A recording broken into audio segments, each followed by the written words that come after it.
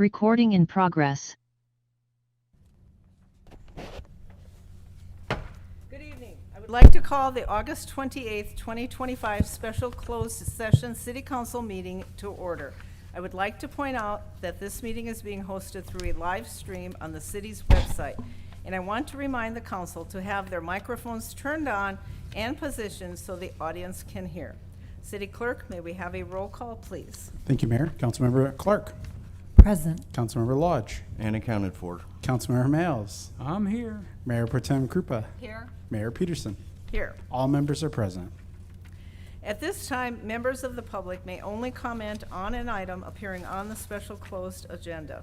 Please adhere to the following when addressing the council. Comments will be limited to 3 minutes or less. Comments should be directed to the council as a whole and not directed to individual council members. City Clerk, are there any registered speakers? Mayor, there are no registered speakers. Council will now proceed to closed session. Thank you for joining us. A report of the special closed session will occur after the deliberations.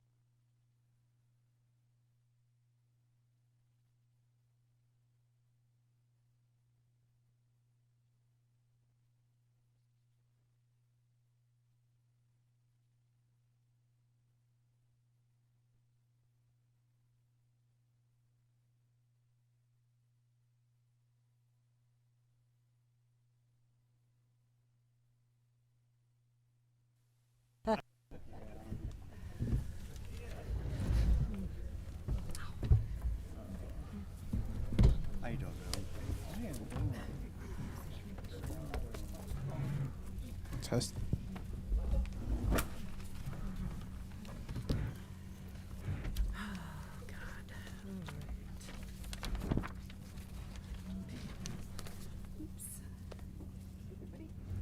Find their chairs.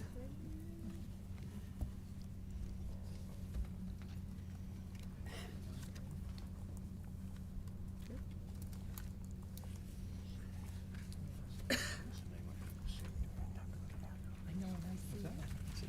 He comes into. No. Yeah, he's still alive. Yes, Dad.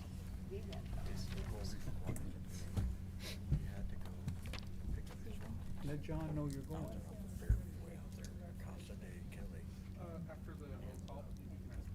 Yeah.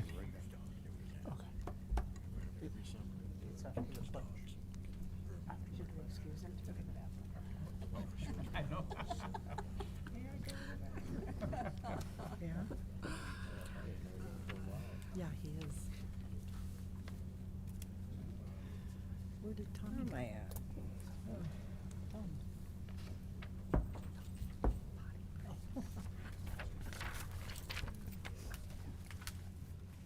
Good evening. I would like to call the August 28, 2025 Joint Special City Council and Planning Commission meeting to order.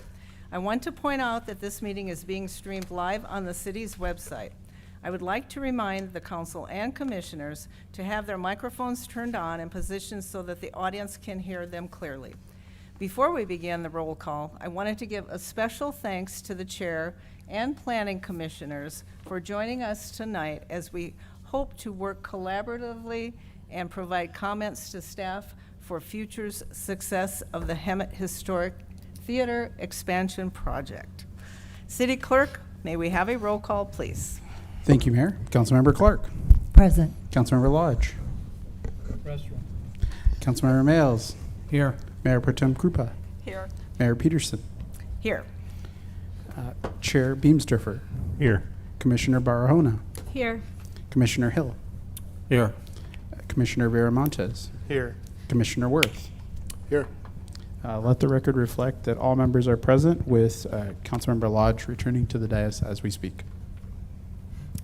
Do we have our pastor here for our invocation? I'm not sure. Joe, would you like to do an invocation? Sure. Would you all please rise?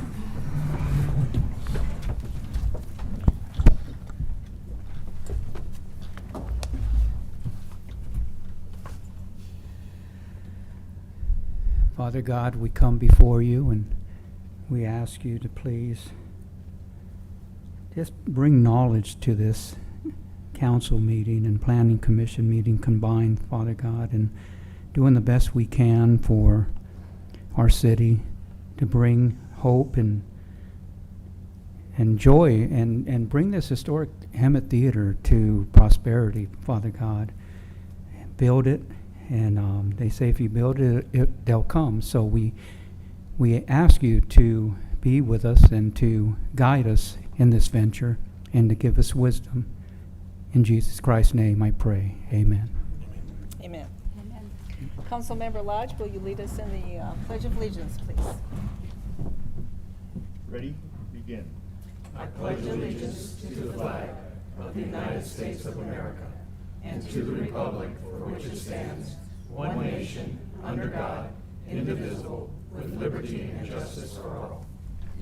you.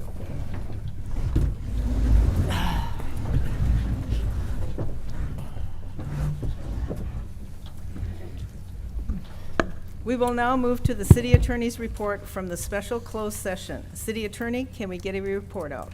Thank you, Mayor. Items 5A and 5C, the City Council gave settlement direction by consensus. Thank you, city attorney. We will now move to communications from the public. There is a 3-minute per person time limit for comments for items listed on the agenda. All who wish to speak, including council members and staff, need to be recognized by the mayor before speaking. We will take public comment for items listed on the agenda. May we have comments now? Thank you, Mayor. The first speaker is Grant Brubaker.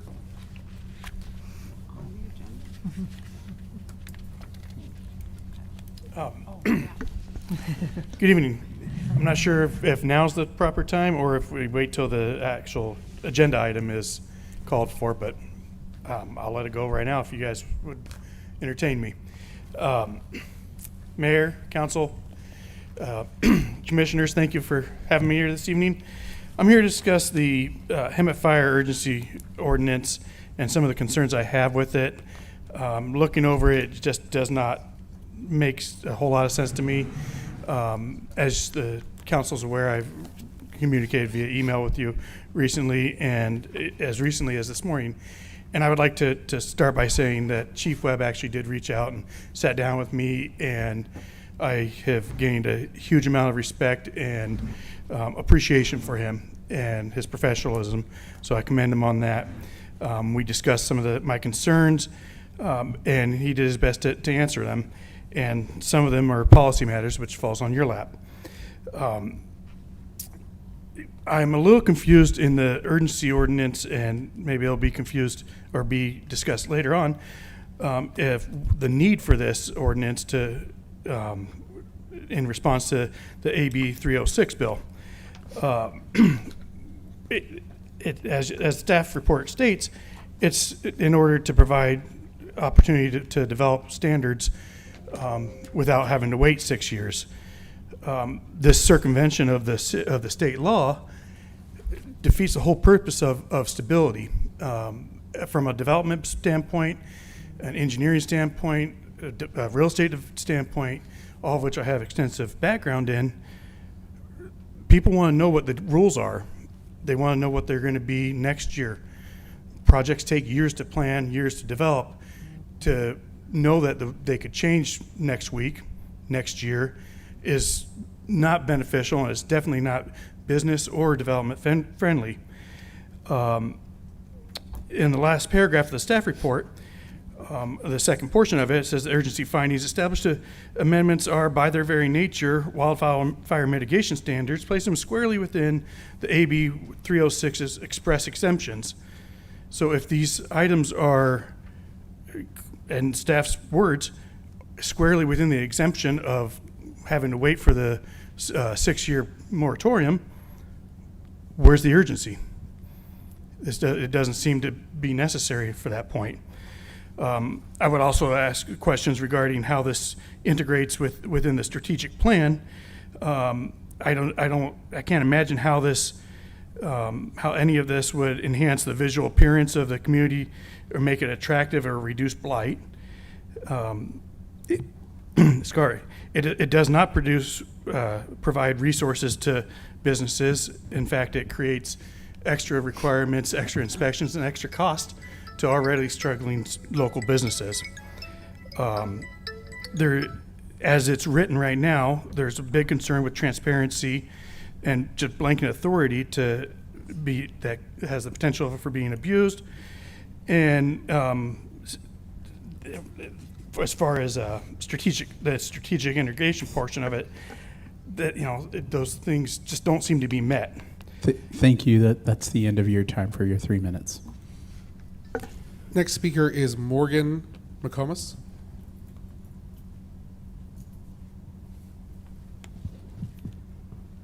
I just want to talk about the fee status on $300 to inspect local businesses. I don't like any of our taxpayer-funded stuff passed on to the business community. I don't think it's right at all. I haven't been inspected in 10 years, and I'm a little reluctant to come up here and say it because I'm sure I'll be inspected soon.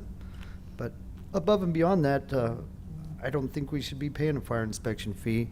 I also don't like the mitigation cost recovery fee, fire charges when they go to an accident that they bill car insurances for it. That's costing all of us.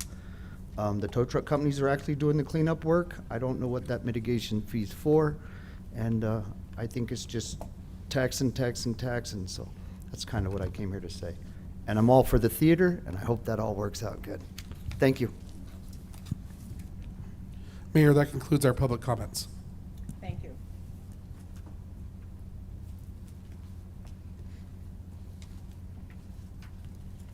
We will now move to the presentation. May we receive a staff presentation on the Hemet Historic Theater Expansion Project concepts? Thank you, Mayor. Mark Prestwich, your city manager.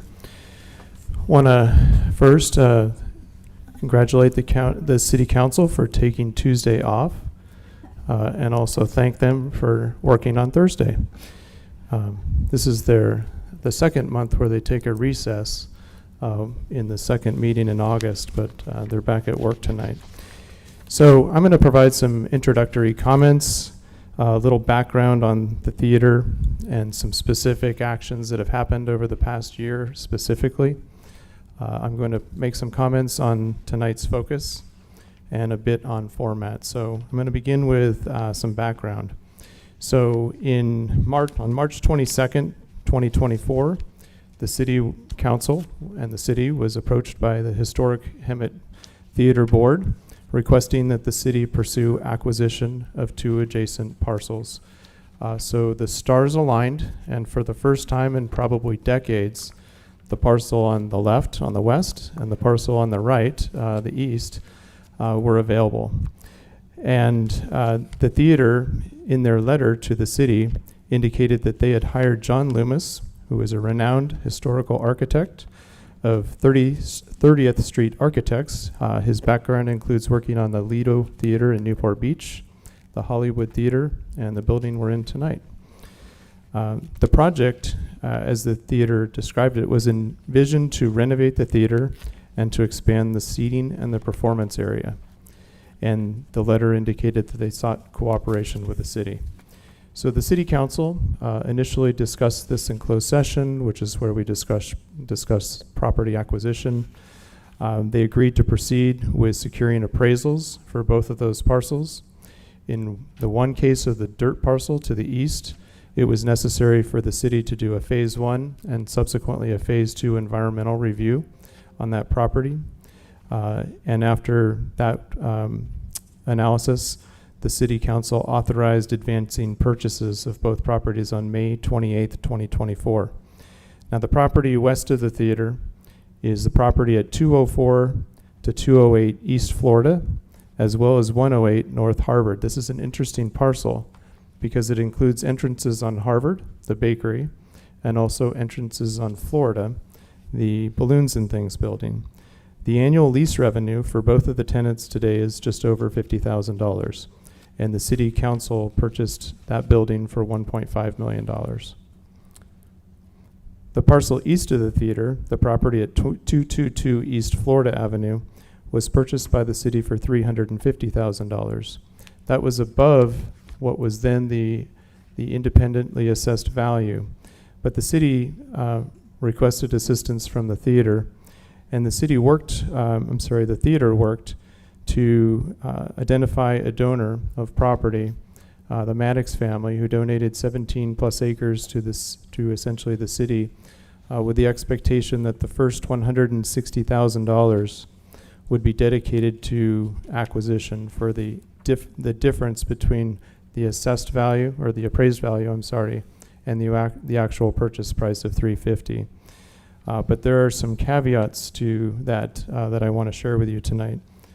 In addition to the first $50,000 in land realized from the sale, lease, or other activities on the land would go to the city as an unrestricted donation into the general fund, with the remaining transferred to the theater for the theater expansion project. The expansion needs to be initiated within 5 years and completed within 7 years. Otherwise, the remaining value would be transferred to the Valleywide Recreation and Park District. So just a nuance and background for you on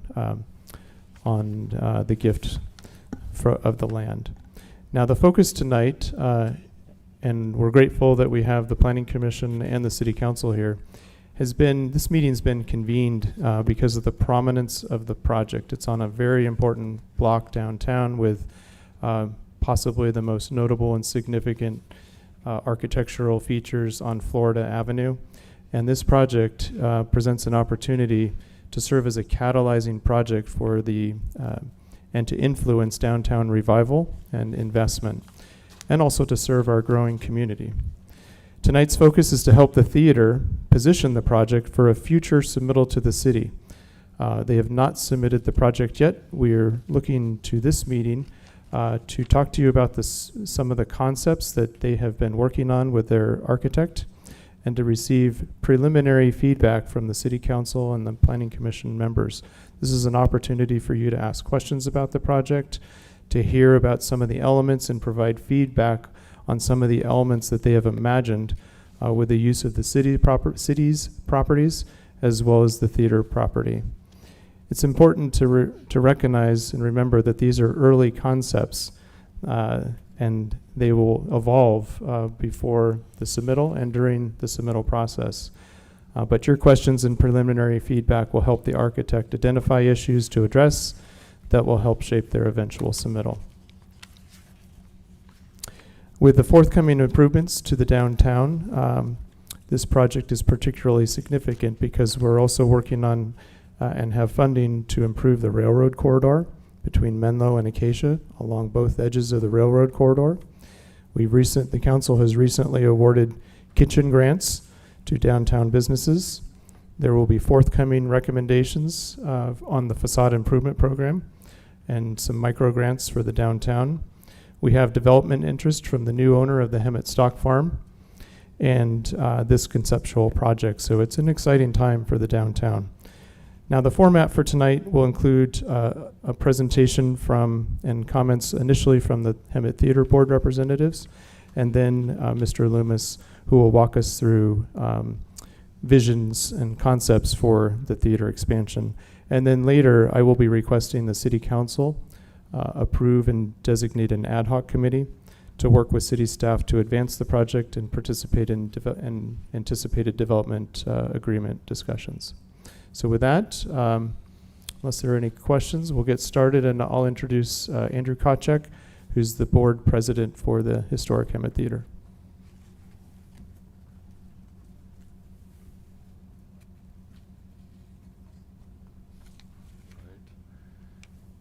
Thank you. Good evening, Mayor, Council, Planning Commissioners, and staff. Thank you for the introduction. Mark, I just wanted to start off with introducing who we are. So the Historic Hemet Theater, its parent organization is actually the San Jacinto Valley Community Foundation.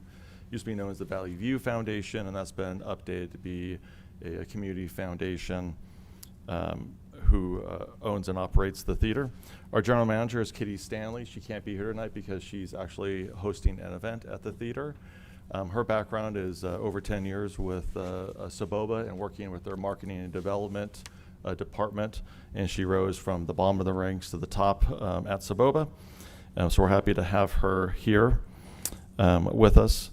And then our board members, of course, is myself. We have Sean Murphy, Jerry Peoples, who's here with me this evening, Gary Anderson, who is actually back home. He's a Canadian citizen, but is a resident at Panorama Village and on their board, invests quite heavily here in our community, or gives back, I should say. We have Chuck Robinson, who's here, and his beautiful wife, who supports the theater, and of course Lynn Peterson, who a lot of people know as well. Our founders, which are our substantial contributors, are listed at the bottom, a part of it. And we want to go into the history a little bit. So I asked Jerry to be here, being a longtime generational family. He's got some great background behind the theater. I think that's important that we talk about the history, what the theater was, and how it's evolved. So Jerry, if you don't mind. Do you want this is forward. Slide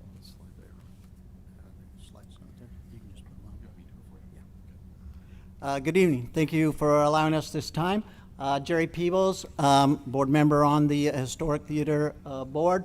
I also I am the chairman of the Soboba Tribal Gaming Commission. I curate the San Jacinto City Museum and the Ramona Bowl Museum. So if you ever get a chance to come up there, we'd love to have you guys up there. But today we're going to talk a little bit about a little history of the Hemet Theater. And just to start off, so you know, Hemet in the Valley had the first theater in the Valley. And it was built in 1912. It was called the Aerodome Theater. It operated in a storefront building on Harvard Street, owned by W.F. Whittier, the founder of Hemet. In 1913, a William Ressler moved that theater to the south side of Florida Avenue, directly across where our current theater is, and named it the Lone Star. It functioned for a few years, but during that time, the Temple Theater opened in San Jacinto. And because of the competition factor, Mr. Wensler was unable to continue running the theater in Hemet and defaulted on his loan to the Bank of Hemet. The Bank of Hemet acquired the theater but really had no one to run it, and so they actually brought in William Martin. William Martin had come to the town a few years prior to that and really found his mark in running theaters. But he did run that. Unfortunately, in 1918, a magnitude 6.8 earthquake hit our valley and destroyed a lot of the buildings, a lot in San Jacinto, the Hemet Business District, and significant damage to his theater. That's when he decided, hey, I'm going to build a new theater across the street. So in 1921, the movie theater that we have now was constructed. He asked his brother, who was a leading contractor at the time, to build it for him. And one of the significant things that they did was they built double concrete walls, a real, for the time, that was not seen before. Everything was wood or unreinforced brick structures, and they had the forethought to say, hey, this is going to be something that will withstand any earthquake in the future. In addition to that, the other thing that it added was fireproofing. There wasn't the wood or those structural elements to burn. So they built a building that they felt was going to stand and be a great thing for Hemet.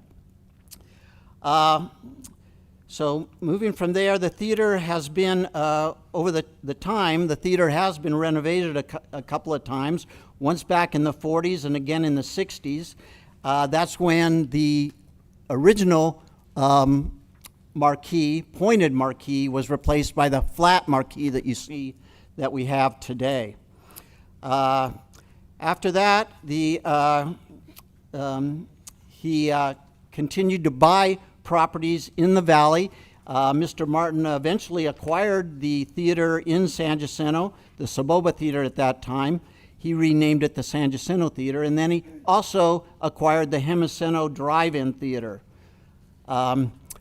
He ran that until about 1987, when his daughter actually took over, Julie, so it's the third person in the family to run the theaters. They kept it in the family, and she managed it for a while. But after experiencing competition from all the new multiplex theaters coming in to town, there just wasn't that draw anymore, and they eventually had to stop showing movies. After experiencing that, it closed in 1995. But in 2004, Dave Bernal and Emerson Bixby acquired the theater and began showing classic films. And at one time, the Hemet Theater was the oldest continuously run single-screen movie theater in the nation. It had been known for that. The Hemet Theater suffered a devastating crisis in January of 2010 when a fire in the adjacent storefront caused major water and smoke damage to the historic building. In 2013, a nonprofit was formed to preserve the theater. After struggling, the historic Hemet Theater was officially purchased by the foundation in 2018 after receiving a donation from Gary and Paulette Anderson, which covered the down payment on the building. On November 24th, 2021, the historic Hemet Theater celebrated its 100th year anniversary. And now here we are today, and we're still trying to keep it alive, and we still see a lot of advantages to keeping that in our community. So thank you. Thank you, Jerry. I remember him when, as a kid, he was working in the city building when it was Hemet Federal back in the day. So, what happened, of course, with the movie industry is that's really has died off, right? Our own theater, obviously, or by Walmart, movies aren't popular, they're streaming, they're online. So the theater board had to really evolve to keep the doors open. What is it that people want? What is it that people like? Well, it's live entertainment, right? It was really kind of the popularity of our community and our base that was here. So, you know, the little bit of a stage that we have is really not much of a stage. It's probably 4 feet deep. And the width, as you can see, there's no really flyway. The curtains don't move. It's really, you know, was originally structured as a movie theater, not really a performance venue. So there's just a ton of limitations that are structured with that, which is what we see in the challenges that we have, or any performances that we want to bring, popular ones to town. We really can't bring those in because of the limitations that are there. You know, a normal theater would have, you know, an orchestral pit. That can be covered. As you can see, you have depth for performances, bands, larger scale bands or performers, singers, dancers, whatever it may be, depth associated with it. So these are a lot of things that we don't have. Limitations are just really constricting, you know, to really bring the arts down. And that's really part of our effort and our focus and mission is you know, revitalizing Hemet, bringing the luster back to Hemet. We have so many great assets in Hemet that are underutilized because we're over 100 years old. But how do we start and where do we start? The theater, from our perspective, was the smallest venue to bring back and revitalize out of all the assets. And we hope to bring back, obviously, all the assets in our community and raise them up. But this was the smallest one to be able to do that. We've had a lot of success. Some shows aren't popular. Some shows are really popular that we have. It's always surprising at which ones are. The Food Truck Festival has been very appreciated. We've been giving them a lot of customers, and that energy with the food trucks and the theater has been really exciting to see. So our concern, of course, is long-term. We have now hired a general manager. It used to be all ran by volunteers, so we're sufficiently stepping up with ability. But the key, of course, is just very limited. And if we want to become more or do more, or provide a better attraction or magnet to downtown, or revitalization of arts, which our community has been known for, whether it's MSJC or Rona Pageant, we are limited in doing that. So as the city manager said, we did hire a 30th Street architects. We sought the best. We believe Hemet deserves the best and can do the best. So we hired John. You're very familiar with his work. You're going to hear from him, and we're very pleased to have him speak on different concepts, how they were created, and we definitely want your feedback, want your questions. This is kind of the initial step of where we're going to go on this journey. So thank you for coming together tonight. We really appreciate your time and energy and focus on the downtown, and especially the Hemet Theater. Thank you. John?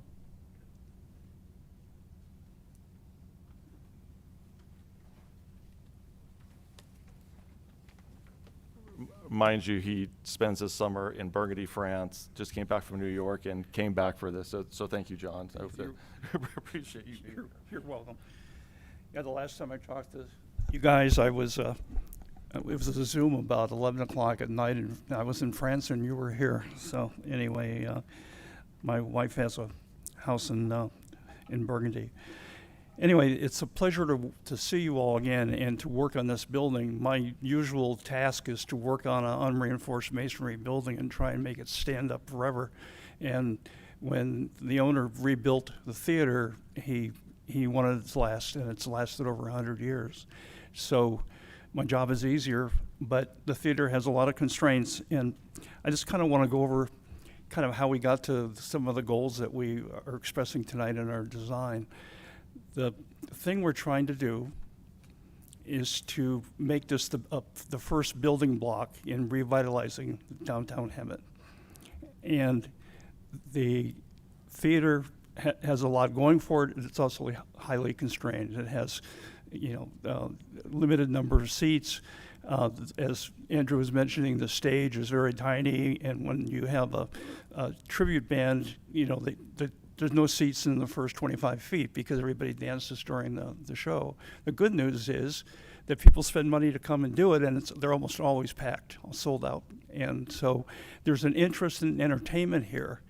and people are desiring to have that entertainment. What we're trying to do is give them an opportunity to stay in Hemet and to enjoy entertainment here. And then secondly, to attract other people from the General Valley and have them come here as opposed to going to Temecula or to Escondido. The theater has the ability to do that. We need to increase its size, and more importantly, we need to renovate it so that it can maybe handle off-Broadway shows. Now, we came back from France a week ago, and we went through New York City, and we saw a couple shows, and yeah, you want to do the clicking? You're real good at this. Anyway, it was interesting because we bought tickets to one show, and it turned out to be fake tickets for $960. So we ran across the street to another show, and we got in, but we got a close seat, so I could really see the mechanism of how they're moving the sets and bringing everything in. It was really interesting. And so we've got a lot of work to do to make this theater work to be able to handle a live performance like that. But the goals are to make a successful entertainment venue that will attract people from the whole valley. And that includes the theater, but it also includes some kind of food service, because people go out on a date, they want to eat, and then go see a show. And then the third thing is sometimes folks are going to be coming with their families, and they need a place to stay. And so a hotel component is important. And we want to keep this stuff tight together so that people can walk from one to the other. So that's kind of where we're going with this. And I think that I think the market is here. The thing I have found, no matter kind of what the economics of the area are, people are willing to spend a portion of their income to be entertained and to entertain their families. They just are. So that's why we're here. We're going to start. So we go back to the previous. So I show you this. You know, this is Times Square, and we're not creating Times Square, okay? But if that's a good thing. Times Square is a lunatic asylum. But I think there's 23 theaters in the area, and they're all over 1,000 seats. And so think about it. You've got 1,000 people that have to eat, they have to be entertained, and they have to sleep somewhere. It's a lot of people. And so even with one theater, you're generating a lot of interest and a lot of money coming to Hemet to be entertained. So I think that our goal is to try and increase the seating capacity of the theater to as close to 1,000 as we can, if that's possible. Secondly, to modify the stage and expand the flyways and so forth to be able to do a professional job with a live Broadway show. And then to have adjacent amenities of food service and restaurants and bars that people can walk to, and maybe even having some hotel rooms. So those are kind of the program elements, and we think they're essential in having an entertainment venue where people can come stay, and those that don't live close by, they can come and stay overnight. So all these things may not happen simultaneously. We're just trying to plan and anticipate those uses in the future. So let's go to Scheme A. Okay, we have 3 schemes. They're not really in any particular order. What we'll probably wind up with is some combination of these things, pieces, that you like from one and combining it with the other. But let's go to Scheme A. Okay, Scheme A is the biggest scheme, and what we were trying to do is to see what the site and the area could really support in terms of theater size. This is the basement plan. Basically, in this scheme, and I'm not advocating this scheme at all, we would be retaining the front facade of the existing theater and reconstructing the rest of the theater. That is not an approach I would recommend, but we studied it for the sake of conversation. So let's go to the next image. So this is the first floor. You keep the theater and build the theater facade and build around it, and we were able to actually get 1,400 seats as a maximum condition. Now that's probably a little big for Hemet, but I think we can easily get 1,000 in this scheme. Next slide, please. Okay, and then we've looked at adding a hotel and food service to the left, and trying to be able to get people to come in and stay and eat next. And then we tried to add hotel rooms over the bank and the buildings to the left. We're showing a 30-room, 2-story hotel. And then we have some other uses to the right along Carmelita. And let's go on to the next level. And so the facades are similar, but the key element here is if you look really carefully at the existing theater facade, you can see it intact, even with the marquee. By the way, we've already worked with Andrew on remodeling the marquee, but maintaining its historical character, but adding some LED screens, but not going too crazy with it. What we're doing around the facade of the existing theater is we're using glass to separate the historic theater from the adjacent building. And that, in my world, historic preservation, that's called a hyphen. It separates the new from the old in a sympathetic way. And you can see we're stepping up. On the left, if the hotel was to be built, we would probably take the upper levels of the new building and push it back about a foot or two behind the existing facade. We're trying to be submissive to the existing building, and so we would do that. On the right side, the addition that you see is new, and we in every scheme we're pretty much using the rooftops in some way where it's appropriate for dining or whatever. You would have terrific views of the valley from the top. The new theater is going to be quite a bit taller than the old theater. In the Broadway show we went to, the curtain height at the stage was about 30 feet to the top of the curtain, and that means the flyway is another 30 feet at least on top of that. Plus they have side flies that bring stuff in horizontally. So the whatever we do with the theater, and we'll have other schemes in a minute where we're really remodeling the existing theater, it's going to be a lot different, and we have the opportunity to go up. Now, do you need to do that right now? That's not my call. My client's not in the restaurant business, and he's not in the hotel business as far as I know. But I think those things are important to somehow consider. Let's move on. What are we up to here? Oh, that's the Carmelita. Okay. So it's interesting with the Carmelita elevation. Carmelita is a real opportunity to do complementary uses to the theater. And we already talked about the food service. We're looking at having some offices, theater offices there.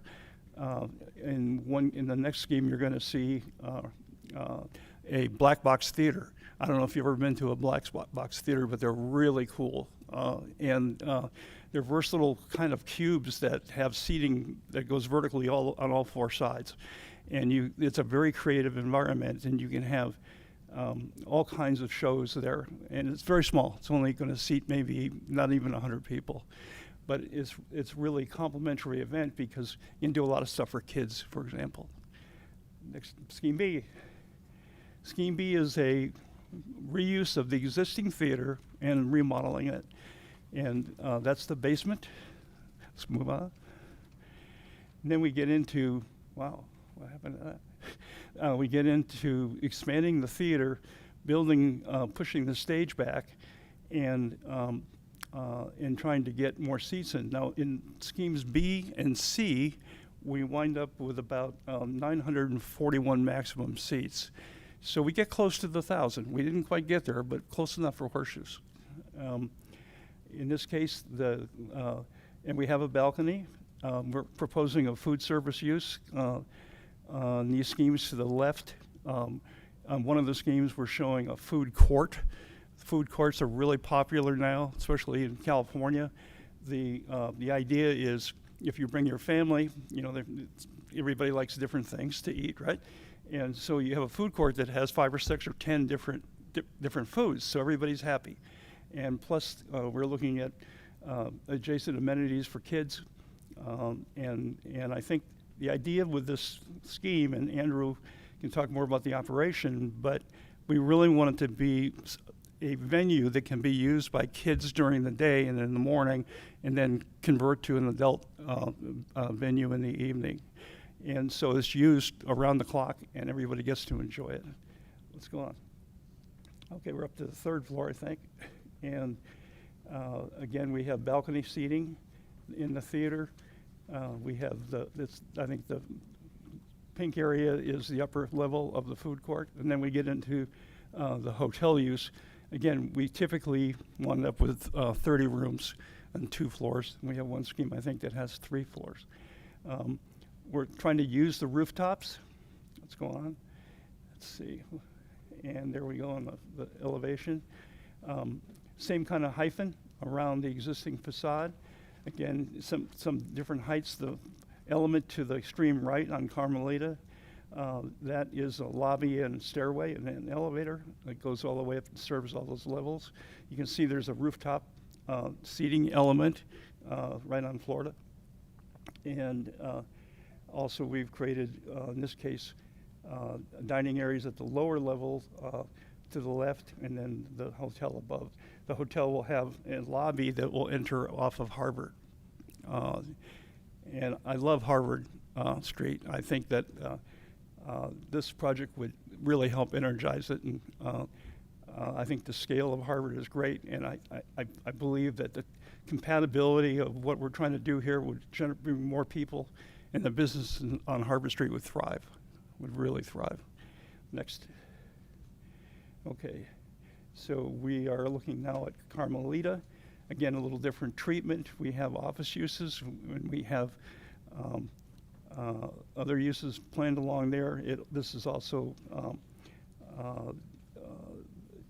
showing the different height levels in the use of the roof.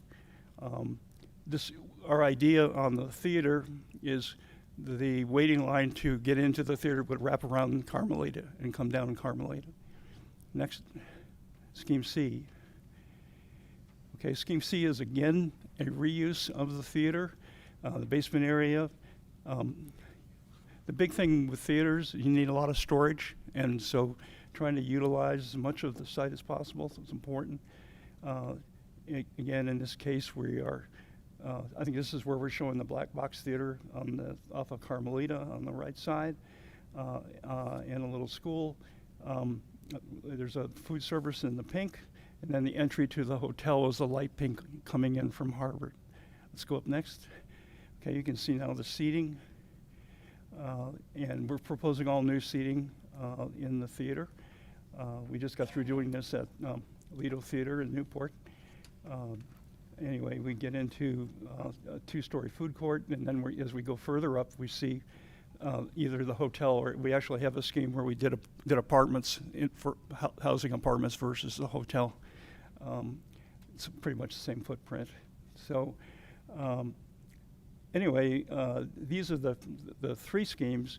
Now I'll say again that I wouldn't recommend actually Scheme A, because I feel there's too much removal of the existing building.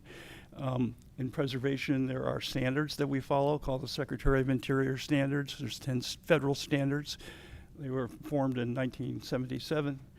And the idea is to keep what you got and fix it up, but don't mess it up. And so that's what we're trying to do. And let's see what else. We got any other images? Is that it? I think that's it. Okay, that's Carmelita, yeah. And then we go back to crazy New York.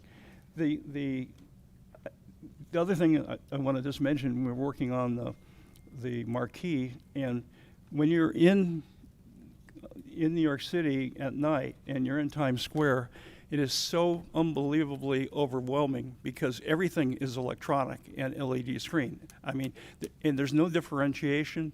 You're so distracted you can't read anything. So it's self-defeating to have that kind of, there's so much of it. And they actually have an ordinance that requires it. That's the funny part. The city actually has an LED ordinance. But we're trying to do something that's more simple. Here's some historic photos of the marquees as they changed over time. This is kind of the one that we're using as a basis, and what we're trying to do is where you have the individual letters that you can see that are kind of physically put up there by hand, we're going to remove that area and put the LED screen there. Do we have our sketch? Yeah, I can keep on going. There we go. That's the sketch of what we're proposing on the theater, but it gives you a good idea of how we work. We're trying to save what is there and respect it, and then have compatibility to the downtown with the rest of the architectural treatment. That concludes my presentation. Thank you for listening.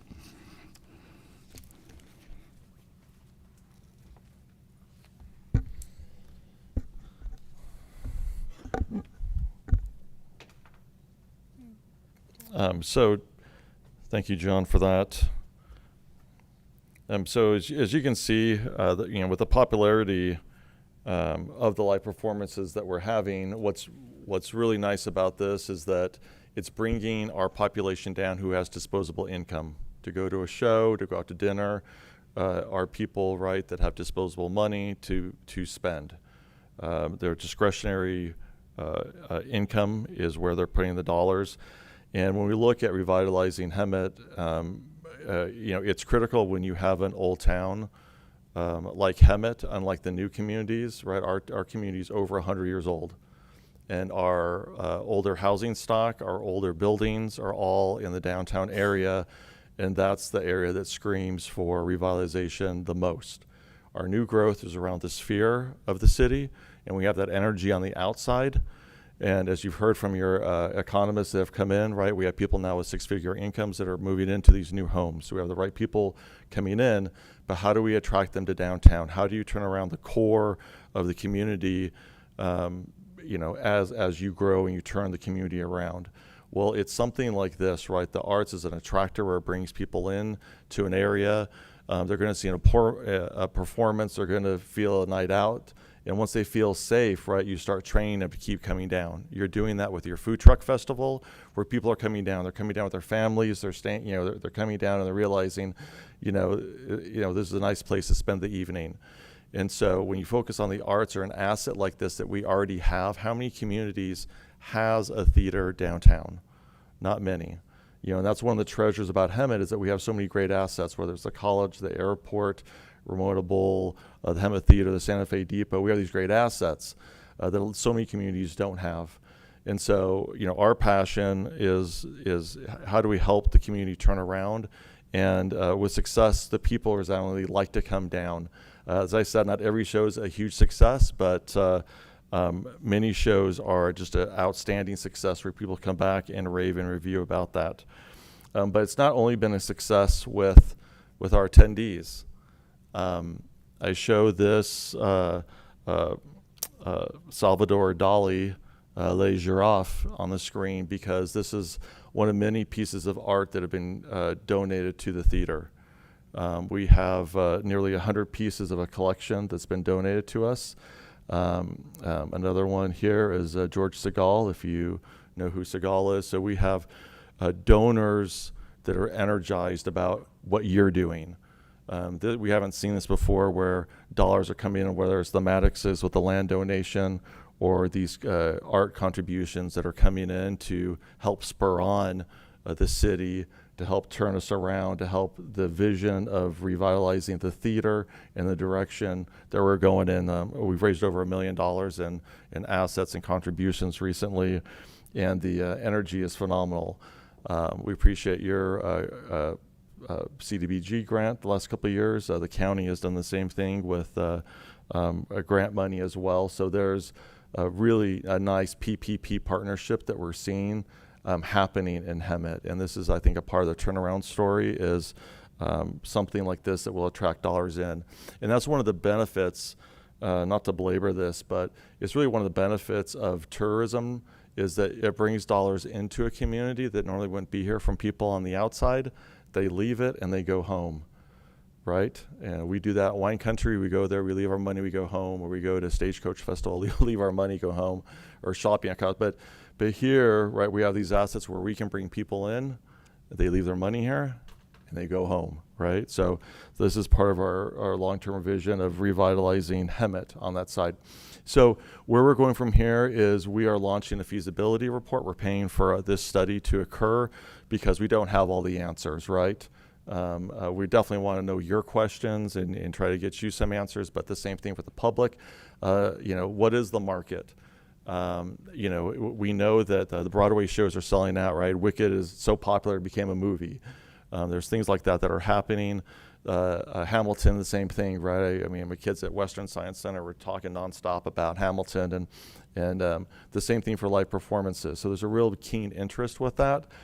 And what's nice too is the grant dollars, because we are a lower socioeconomic community. There's dollars where these kids don't get exposed to these arts. I was on the McCallum Theater Board for a number of years, and the programs to help children that never get to go to a theater show or go to a concert or perform, they get to learn that creativity and get to experience that, which is really nice. Financial feasibility, obviously running it, what that might look like, what kind of dollars can we raise, that has to be assessed, right? And it seems like we're off to a good start, but we've got, of course, a ways to go to get there. And then, of course, the economic and community impact. I mean, this is really critical, is what kind of jobs does it create? What kind of people will attract in?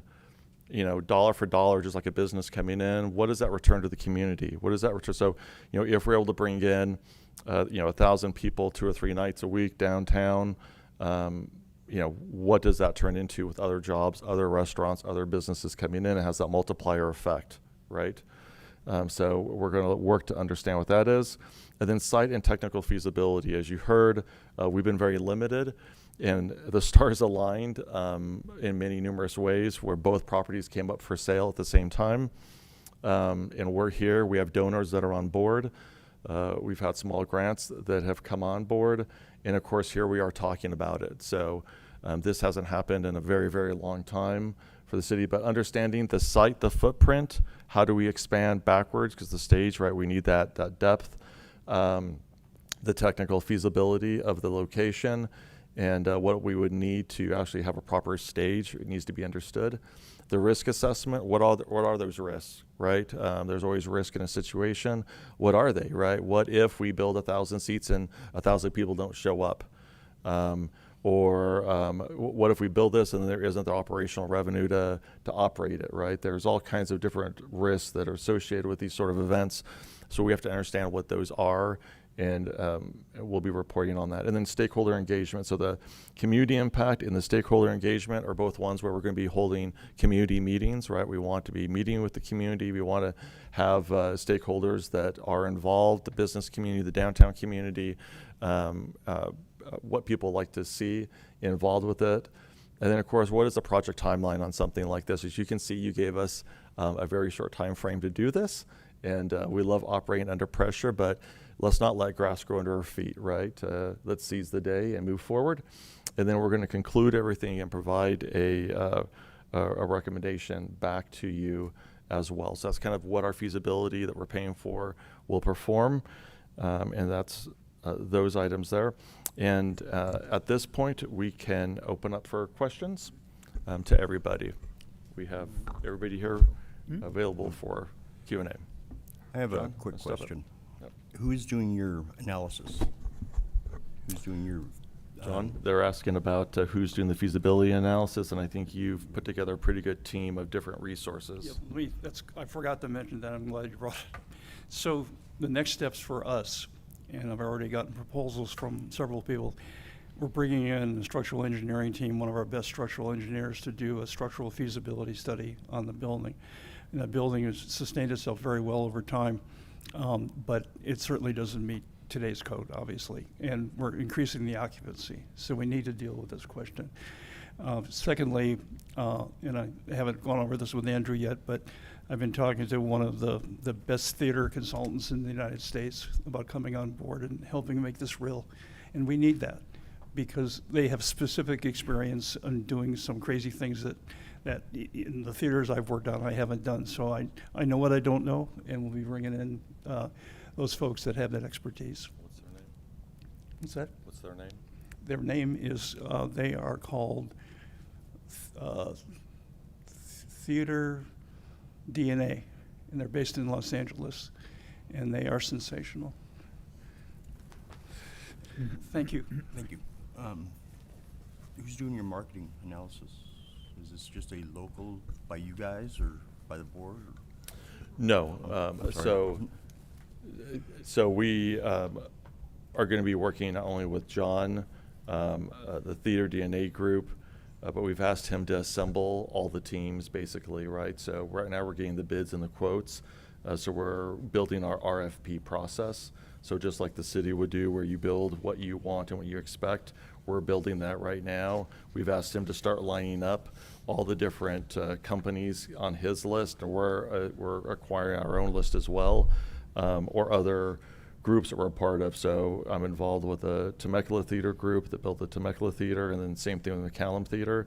So we're working with the resources we have, and once we have those RFPs, we'll put them out. And so we haven't hired anybody yet. So this is kind of, we want to get that initial feedback. Are we hitting everything on stride? And we'll be looking to hire some good, just like John, we're looking to hire the best ones that give us the right information. Do you have donors already that are willing to give money for this theater? Or? Yeah, like I said, right now we have close to $1 million in assets that we've already raised toward this effort. Yeah. We have additional donors that are interested, and we'll be looking at building a full capital campaign to basically go after those additional dollars. Do you have an idea to what put the this cost together. is on building this out, or? There's ranges between probably $5 million to $15 million is probably the range that we're talking about realistically on that side, which, $5 million seems doable if we can do that in a year. It seems like, 4 more shouldn't be that too difficult to do. But I've run campaigns in the past, and I've been a part of many different planned giving opportunities as well to raise those dollars. So I think we have the confidence to meet that hurdle. Otherwise, we wouldn't be standing here. Yeah. And you're also looking at grants, or? Oh, absolutely. So with the theater, it's really a three-legged stool that a theater nonprofit will stand on. So one leg is the donations and grants. The second leg is sponsorships and businesses that support it and are promoted through the activities. And the third leg is basically ticket sales, or performance side. So we've dialed in that model pretty decently the last couple of years. We've got a ways to go, but we've got grants, we've got sponsors, and our ticket sales are doing pretty well. Good. All right. Thank you. You're welcome. One of the early renderings I saw had a swimming pool at the top. Did you find that wasn't feasible?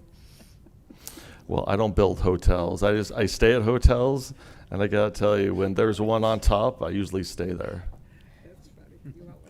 No, because there was a swimming pool at the top of one of the early renderings. So John said that you were going to take out all the seats. Some of those are historical. Were you going to replace all of them?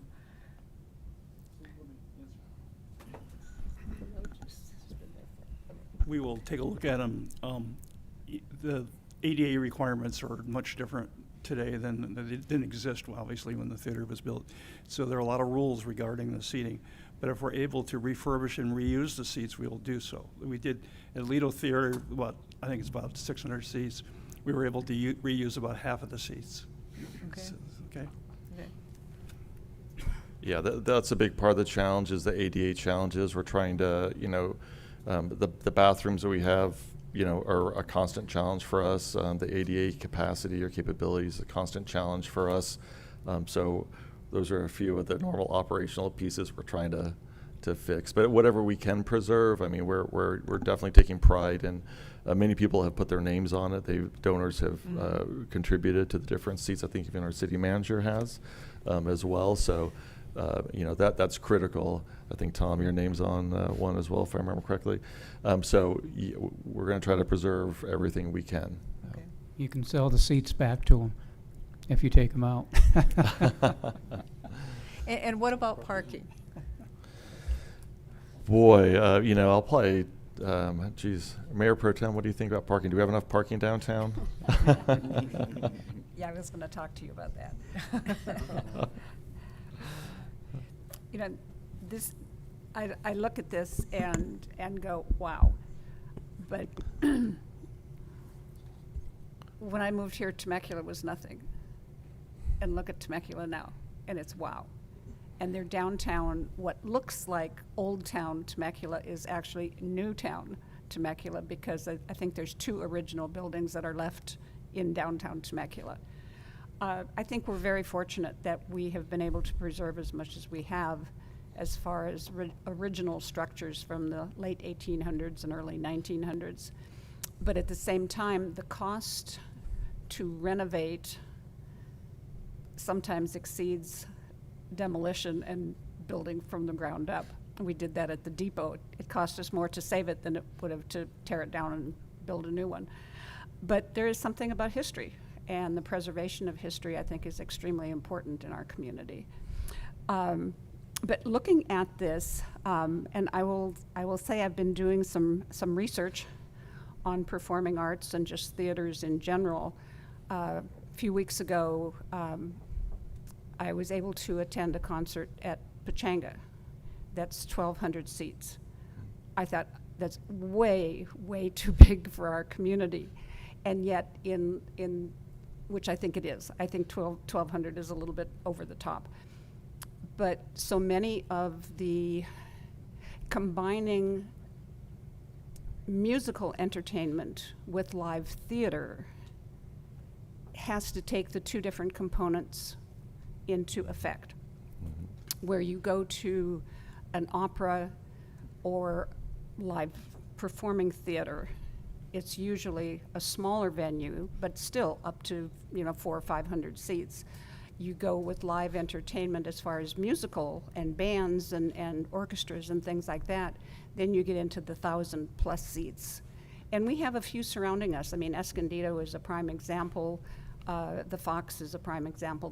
They're all larger, and yet I think the Fox is difficult for attendees because the seats are so close together. Navigation is difficult if you want to get up and go out and then try and come back again. But the concepts of everything you have in here is a vision that I think we need. The downtown specific plan that we did way back in 2008, 2012, whatever, most of the buildings that we envisioned were at least 3 stories. And we have a problem in Southern California with, especially out here, with envisioning anything over 2 stories. The hospital and the village, oh my God, they're 6 stories high. They're beautiful buildings. They really are. So we've got to get in tune with that concept of going up instead of going out.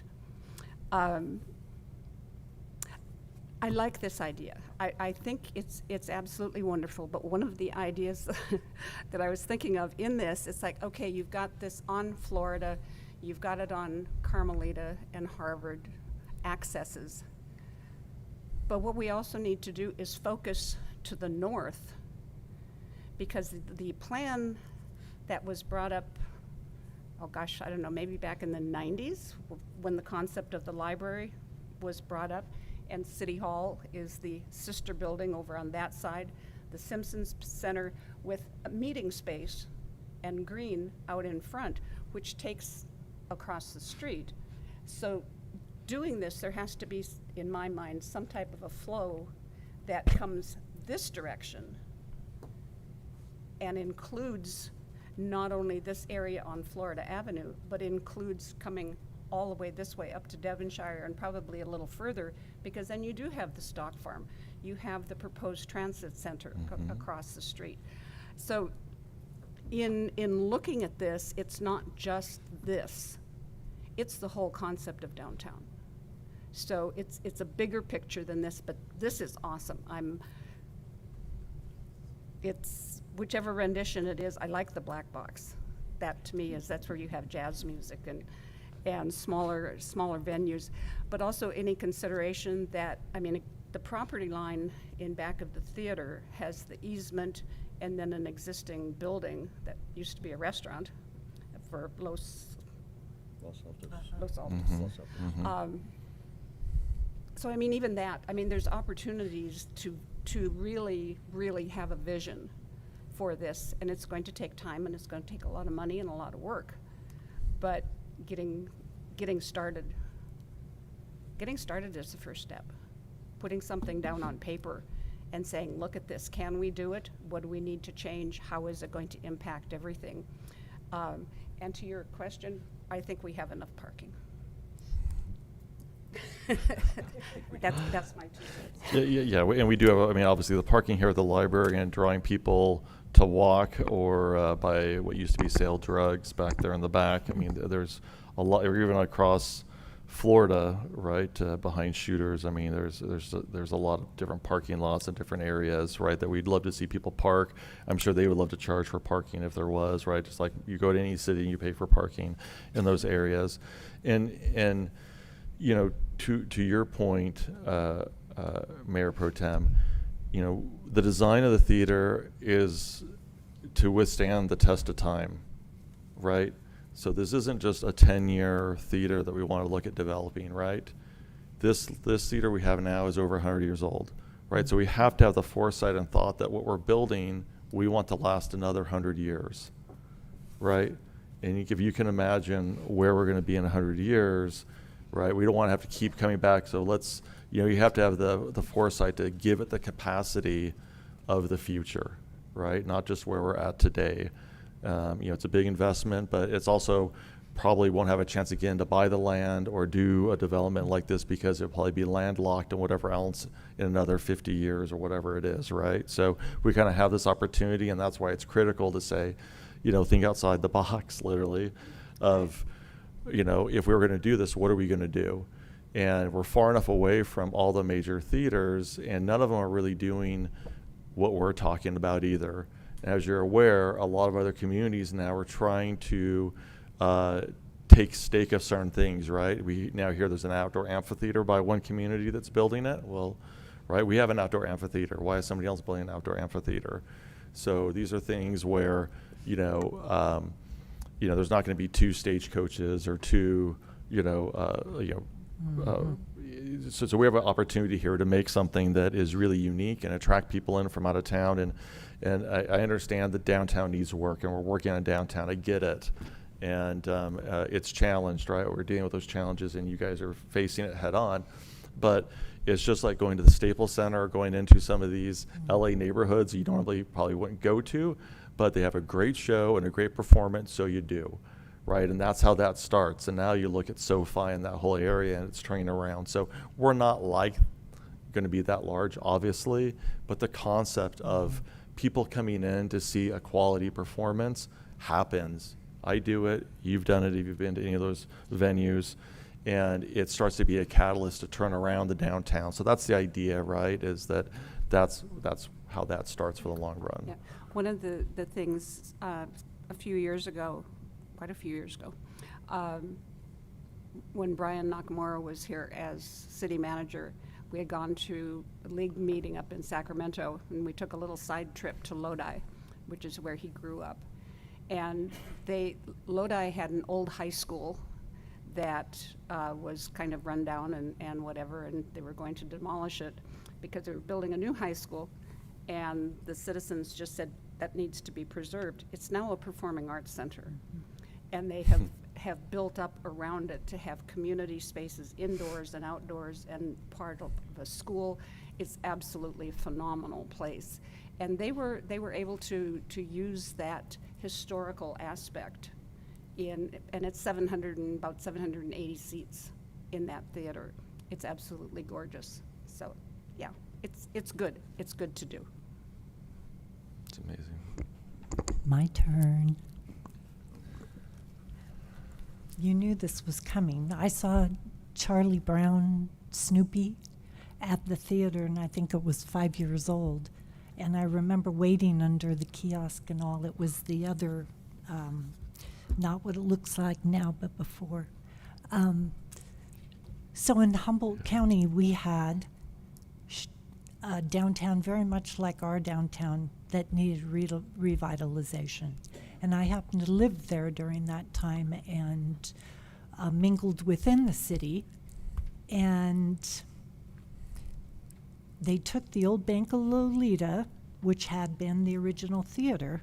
Robin Sherry Arkley moved it into a full-fledged theater. I saw Doobie Brothers there. Cool. It was fantastic. The acoustics were great. It was very intimate, you know, and it really lifted it up. Plus, the Eureka Jazz Festival. That was one venue that people came in and they played at, and they did Sunday Revival on the Sunday of the Jazz Festival. It was phenomenal. So this is my district. So you bet I want to be on the ad hoc because I'm enthused with this, very, very much so. And little Connie Howard would like to sit and stand for something at the coming up to really lift up Hemet, because I want people to love Hemet like I did. And there's all kinds of room here. I love this. So sign me up. I love that story. And so many of these donors have stories like that, right? Because their love for Hemet and love of what it was and their passion to help bring it back is there. You know, I mean, I grew up pretty poor in the Tibbet homes on Juanita between Central, but we'd walk down. I saw Lady and the Tramp there as a kid, and I think my first date was seeing Ghosts there as well. But it is a special place on that side. And those intimate settings, and you're in this historic building and everything else. I mean, you don't, that's a very special thing that we have. Right. Yeah. I really think that this is going to be good. This will be part of the lifting up of Hemet. Thank you. Comments? I have a question, maybe for the city manager, or you can answer, Andrew. The contract, so the city bought the balloons and things next door and a dirt lot, correct? On both adjacent sides of the property. And then the foundation owns the theater. So That's is correct. the foundation buying the property back from the city over time? And because, I mean, this is a lot to chew on, seeing a 5-story building and a part of it is city owned. And so what's the city, before we go into other questions about the structure of it, what is the contract with the city versus the foundation with these properties? Yeah, I think if I could take the early stab at that, I think it's too early to really. I think we have concepts on financial structure, but it's very, very early. We really need to understand what the program, meaning the design, is, and then that will lead to a cost estimate. It will lead to, I mean, this is after the feasibility analysis, but we need to understand what the vision is. We need to cost it out. We need to determine if there's an ability to raise that much money and fund it.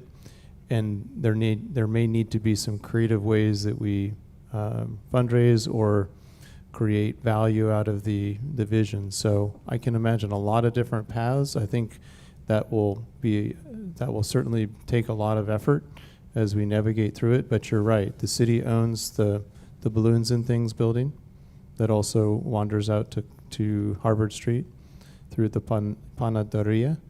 And then also we own the dirt lot. And so the city council is in for about $1.8 million right now. And those are city-owned assets. The theater is privately owned, and there's been zero discussion about changing ownership of any of that.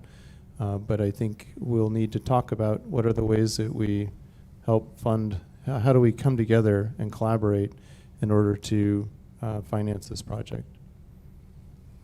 I just know we can run into a lot of hiccups if we don't get that resolved in the beginning. I mean, the plan looks great, everything. I love the idea, I love the vision, because that's what we need in this downtown, is something to bring people back and something to bring people here. But I'm reading a lot of things through research, and there's a lot of other cities that ran into issues with privately owned versus city owned and trying to conjoin and work together. And some of them work, some of them fail. And I'm just trying, for me, my question is right down to the basics of property as we speak, what's the likelihood of you buying the property back from the city, even if the city allows it? Or say the projections is 85 to 100 million to do everything that you want to do. I mean, a restaurant is $500,000 to $1 million to open up a good restaurant. So what is your vision and what you plan on doing with the properties? Yeah, I mean, we're completely open to what works, right? We're here for the community and to figure out what works right. We are, responsible to a lot of people in the community, right? We're responsible to our taxpayers. We're responsible to the donors that are putting money in. So I think there's a lot to consider and to figure out what's a considerate way that everyone, is a part of it and that their interests and concerns are taken care of. Maybe the city takes over the theater, maybe the theater buys the land. I mean, there's a lot of different ways. What's right for you, right? We're not the deciding body. We're one portion of the relationship and the collaboration. So, I look to the community. I look to our donors on how that all comes together, right? It's not like what I say. We have enough energy, vision, and direction to be where we're at today. We'll see where that road goes. Yeah. There's another, let me expand on it a bit more even too. Some of the city-owned assets can be sold to private investors that want to be part of a project. We can share our vision and go through our own RFP process and invite investors to consider the opportunity because the asset is available and has been acquired and has been paid for. And in addition to that, some of the city's financing instruments or programs like the Hotel Incentive Program is an opportunity to use the future revenue off of a project like some of those hotel rooms that will essentially, if it's a hotel room, that would produce a 12% hotel tax off of each hotel room. And some of that increment can be used to reinvest and help offset the investment of the private investor that might want to open a boutique hotel in that area. And perhaps an elevator that is jointly serving both the theater and the hotel could be funded through the increment off of the future hotel tax. So I think there's a lot of creative ways that we can think about, and we've already met a number of investors, just talking to hotel investors about this program that's in the books today. We have a macro version of a hotel incentive program downtown. It was intended to be an economic incentive. So we have a hotel incentive that will, it's one of the most aggressive, if not the most aggressive incentive program in California that incentivizes a hotel investor to invest within 1/4 mile of state in Florida. And so that's an approved program that will rebate at least 50% of what we estimate the construction costs would be today. Through that program, we could create a micro version of that for a boutique element that would be associated with this project. And we may end up with 2 type of projects down the road. I think ultimately the investor community needs to see momentum in the downtown before a hotel investor would be interested in the downtown site. But we see in other communities like Temecula, now hotels are beginning to come into the downtown. I have some experience working in the city of Napa, and downtown Napa was dead in 1999 when I arrived there. I worked through 2006 working on building bridges, literally 6 or 7 bridges in the downtown alone to take the downtown out of the flood zone. And once the city's downtown was mapped out of the flood zone, and frankly, most of the downtown was a dead zone. Most of the energy in Napa Valley was up valley. I left, came back in 2017, and served as the city manager of St. Helena in northern Napa County. And everyone in St. Helena wanted to know, why did everyone start their weekend in Napa? Only 11 years later. It's because the hotels and the investment came after the infrastructure was built. And there was a vacant downtown theater in Napa that everyone was frustrated was closed for years. And eventually, as the investment came, that theater reopened. It's beautiful today. There are elements of that in the St. Helena Theater that remind me of the Hemet Theater. But I think ultimately there will be some private investment interested in a project of this scale. Also, your downtown is designated federally as a special zone for investors, so that's something that's attractive as well. QOZ, Qualified Opportunity Zone. So those special dollars have to go into zones like this, so it could be a potential investor group that comes in and wants to be a part of it as well.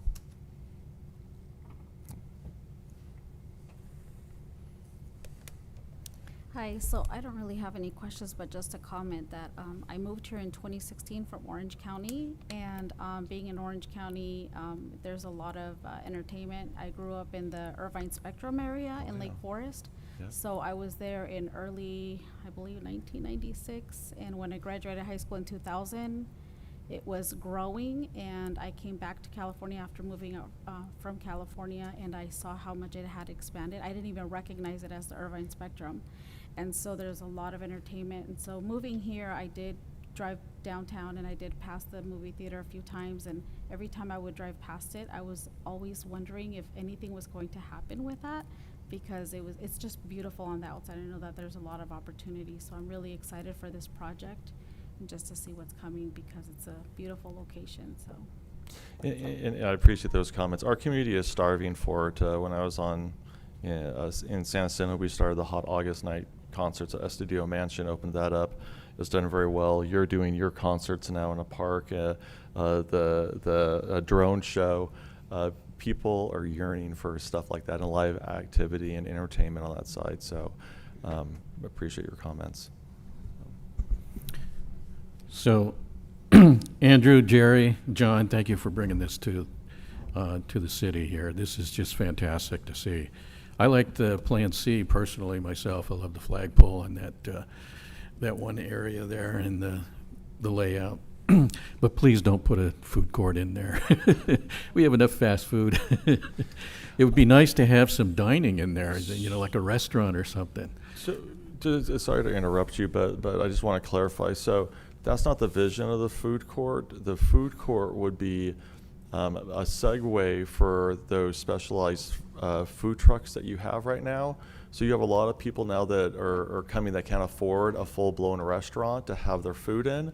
But a situation like that where there's shared dining or maybe shared kitchen, it's not fast food, but it allows them to do a segue from a food truck into kind of a permanent facility where people are already coming.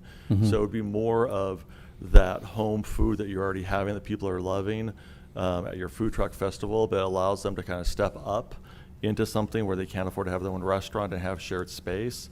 So like one place I go is the Cosmopolitan in Las Vegas, and I don't know if you've been to like their little food court area. There's 3 or 4. There's the hot chicken. There's sushi. There's like different ones that kind of share that space. So it'd be kind of more of that concept. So we're not talking fast food, but something for local businesses, right, to create jobs and get out of their food truck and have a permanent little restaurant space that would be shared.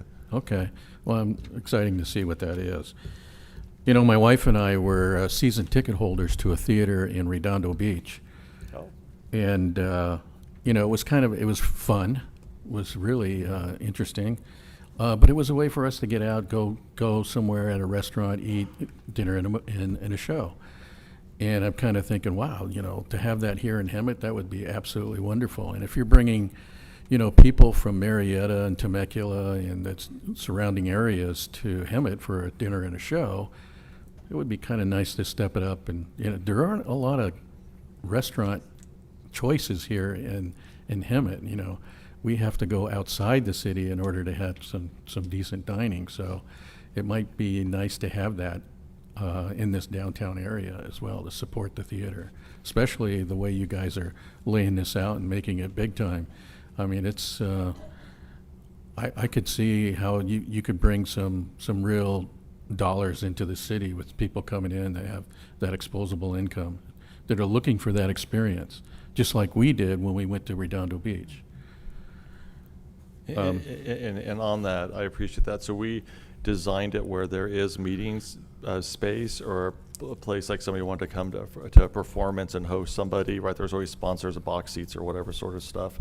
But there's, private rooms up on the back, if they wanted to have a wedding up on the rooftop to have catered down below. Mm-hmm. There's a lot of that kind of breakout space that is thought of and included in that's important.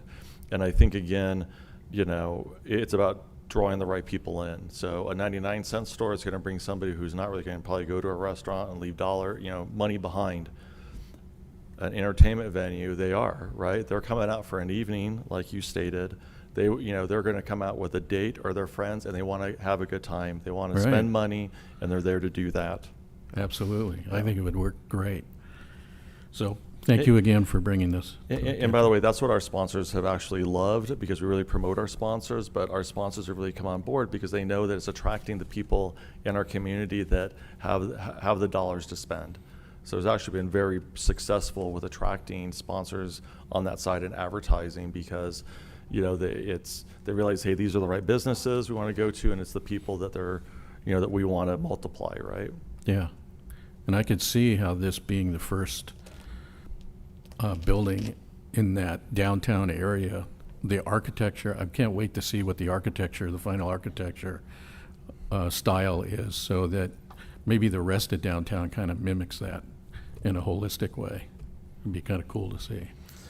Yeah, and again, I mean, we got the right guy that's going to preserve the history, but also bring, a classic and, the best to Hemet, right? I mean, that's what we really need, is something along those lines. So thank you again, guys. This is really fantastic. Appreciate it. Very welcome. Yeah, John, Andrew, thank you for that.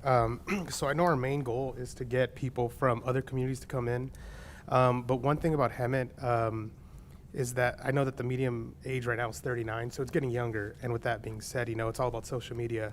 I think with whatever scheme we go with, we definitely got to include the rooftop bars and the speakeasies, because what happens is, like me living here, I already have two of my buddies come in and move in, and they're both around the age 30. So, on top of the affordable housing, if we, focus on like just those two little bars, you start putting on social media, and then now somebody from Marietta is like, oh, there's a rooftop bar, and then you keep that rooftop bar open for, let's say, a cover band. Now people can go there before and after. But the question I have is, let's say you do end up doing the rooftop bar, would that be run by the theater, or would that be like subcontract out to like a yard house or something like that? Again, operationally, that's going to be part of the feasibility study we do financially, is how do we do that? Do we outsource certain aspects? Do we keep it in-house on certain pieces of that? Sure. So that'll probably be part of that long-term discussion. Okay. I can't imagine the theater's going to have, full-time staff on all the time that would be upstairs, but who knows? Like at McCallum Theater, we do have bartenders on all three levels, and there's two different sides, and people, they come out and they're able to get a drink or get a concession very quickly. By the way, that's one of our challenges.